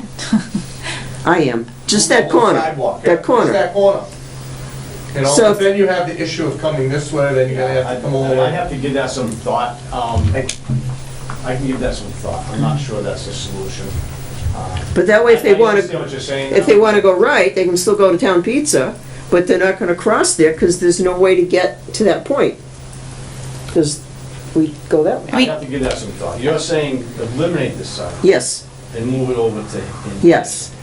That, I mean, So either they way. can't go. Because either way, we're saying if kids are really going to just, kind of do their own thing and still try to go on that right side, if you completely eliminate the ability for them to get across the street at that point, that's. And it's not going to be quick. If they come across that way, they're going to be way out past McDonald's. I can give that some consideration, talk to engineers. I'm not sure that that's the solution, but it's worth talking to them about. And clearly, I'm coming. The other thing they might do is they might just walk all the way up the driveway and then cross, which makes for an even more dangerous situation. They may not need a sidewalk, they're just gonna walk up the driveway and cross. If they really want to do this, they'll walk along the edge of the road. I'd rather have them have the sidewalk. So that's why I said I have to give that some thought. My initial instinct is that I think educating the kids is the best way. And they will quickly realize that, because I see them all the time. We have 2 crosswalks, we have signage for both of them. And I watch the kids, they do use the crosswalk. I don't typically see people walking diagonally across this intersection. They're usually in a crosswalk. So I think, I do give them credit for using the crosswalk, and I think if we educate them, they realize there's no crosswalk here anymore. Remember, this is gonna be a completely different intersection. It's not gonna be the way it is today. So if you're gonna see a lot of construction going on for a year, there'll be detours going on, so they're gonna recognize there are changes that are occurring. You're gonna see new traffic light, rapid flashing beacons going in. I think we educate them through the schools to use this crosswalk, that there is no crosswalk here, and actually it's illegal to walk in the road there. You can't cross there. Through the chair, could we put a sign on that side too, up says please use crosswalk or something like that? We could. And then when we're through the Cross, chair, on the other side of McDonald's, could you, and I don't know if McDonald's has to do this, could they eliminate the walkway? So they currently have a strip where you walk out the side and it really leads you right to where the current Crosswalk is. Yeah. right. So basically kind of dumps you right out as you're leaving McDonald's. If you go out that side door, could we work with McDonald's to just say, get rid of that sidewalk so that we steer traffic coming out of foot traffic coming out of McDonald's to go to where we need them to go? I mean, I know it's also going to the other. They would be chair. I don't think they would be willing to do that. I wouldn't think so. Mr. Shinat, you have a comment? Joe Schnapp, Precinct 1. I'm not an engineer, okay? I have no solution to the crosswalk issue. But I'm very concerned that the best engineered solution that we all agree on, okay, doesn't support human nature. Okay? I'm very concerned, okay, that we would put people in peril by putting a crosswalk in front of or close to the exit from McDonald's. We all know that they use the side door, and we all know the students there. So I don't really think that the solution is to give all of the students in their freshman year their student handbook and instructions on how to cross the street. Because this is not going to be a one-time thing. It's going to be every single year. So whatever solution we come up with, okay, it's got to be not only the best engineered solution, but it's also got to be the best serving solution for human nature. I think through the chair, you have, whenever you're designing a project, you have to look at all your constraints and what the situation is. You have to take all those constraints into consideration, and then you come up with what is the safest design given the current situation. We can't eliminate the drive-through through McDonald's. Human nature would be to just walk diagonally across. So if we say it's going to be based on human nature, then all crosswalks would go from point A to point B, the shortest point. They're not designed that way because people recognize the fact, even kids, that there's a certain standard of how cars travel, how people cross roadways, and for the most part, most people abide by that. So human nature would be to go diagonally across, the shortest distance. I don't see kids doing that today. They do use the crosswalk. I'm concerned that your options really, what I can see, is this location or this location. And with the left turn lane, to facilitate the vehicles turning left, which you do need to have, that's necessary. That in itself creates a problem. Having this reviewed, designed by VHB with a team of consultants, reviewed by town engineers, the district traffic engineers of Worcester, and the Boston traffic engineers, and listening to what the public has to say, and taking that into consideration, I think this is the best option for this crosswalk, when you look at all options. Is it perfect? Nothing would be perfect yet. You'd have to eliminate McDonald's to have a perfect situation. You know, and people would say, well, how about a pedestrian bridge? Things like that. You would never use a pedestrian bridge. I mean, there's a lot of different things you could think about. Kids would never go up over the bridge. In fact, No, they don't in the colleges. no, and they usually tear them down. You know, Yeah. 20 years later, they take them down because they end up becoming an area where there's vandalism. And so, you know, we've given this a lot of thought. A lot of engineers have looked at it, and it's been designed in accordance with state standards and federal highway standards. So again, nothing is perfect. I think training people, recognizing that that's where the crosswalk is. Most kids and adults recognize that you cross at a crosswalk. You're not supposed to run across the street if there's no crosswalk. All right, I'm going to entertain one more question from Mr. Shinet, and then we'll shut down the presentation. We haven't had a left turn lane at that location in 45 years that I know of. Okay? I'm concerned that we might be creating a hazard, okay, with the elimination of the sidewalk. And again, I'm not a traffic engineer. What I know, he made a great suggestion. Get a cup of coffee, go to McDonald's, and watch. Thank you. And thank you for the presentation, Mr. Coyle. Thank you for having me. Appreciate it. We've all got a lot to think about, I guess, and maybe we take Mr. Shinet and Ms. Lodge's advice and have a look at what goes on down there. And I'm wondering if the children use one crosswalk more than the other, right now, where there's two. yeah, they're going to obviously they're going to use the lower one. They do, they use the one on the right. It's the one on the right. Yeah, I think through the chair, a majority of the kids would be going to McDonald's probably. Yeah. So they're gonna use the one that brings them to McDonald's. Yeah. So this would be the one that'll bring them to McDonald's. It'll be the only crosswalk. Yeah, So there won't be a choice of two crosswalks. yeah. Only crosswalk. But right now, which one do they use the I most? think the one that's by McDonald's. Yeah. Um, The one that goes right into the... Right, Yeah. That's what we're going. I would be more than happy to sit down there with you and tally, if you would have me. He'll buy the coffee. I'll buy the coffee. I think I'll go it alone, thank you. Save some kid's life or help your decision. No, we can all give it some thought. We're all we're all residents of the town, so we all have a say in a different forum, and you know, give it some thought, have a look at it, and you're welcome to go to the public meetings that are coming up, and Mr. Quayle's gonna keep us abreast of those meetings, and Through the we'll chair, just the that next way. meeting will be town meeting. We've had, Would you say January? Meetings as far as the project design. Yeah. We've had all the public information meetings and design meetings, but the next meeting will be. 21st. Yeah. I'm sorry, the town meeting. Okay. All right, well, thanks again. Thank you, gentlemen, for your comments. Thank you, ma'am, for your comments. And we now move on to new business. I'm just gonna make Thank one you, I last comment. appreciate I remember when no one wanted McDonald's across the street from the high school, back in my day, Well, you should- because they we said it should've would cause listened. these problems. And it's worked out fine, but now here it's come to roost. Could be a perceived problem. Yeah. Let's hope. All right, Thank you thanks, very Bill. much. We Have a good appreciate night. it. Have a good night. Boy, did they fight McDonald's coming in Auburn. Oh, All right. Thank you. Thank you. Have a good night. Thank you. Yeah. And can I apologize to everybody? I didn't realize I had a second phone in my bag. I don't understand why that was. With that phone.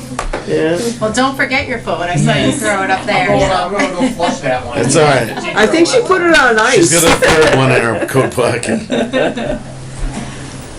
Thank you, board. Thank you. Thank you. Have a nice evening. Good night. No, and Your thank you eyes for your and concerns, Some definitely. good comments and questions. Thank you. Thank I like you. some of your ideas, absolutely. Thank you. Have a good evening. Thanks, You too. Thank you. All right. Town tree lighting, is that what Just we're wanted to doing? share with you on December 6th, town manager passed along an invitation. The annual tree lighting will be taking place at 6 p.m. Also at your seats, we left the notice from the town Yeah. manager and the management team regarding the holiday open house on December 19th up at Town Hall.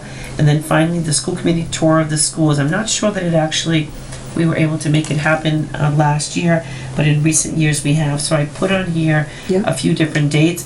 You don't have to decide tonight. You can bring it back on the 4th, but I just wanted to put up there some proposed days and times that could potentially work, should anyone be interested in doing so. Well, the 19th is the same day as the town luncheon. And through the chair, so that actually came out after. Yeah. So that one we probably would want to remove from the choices. Yeah.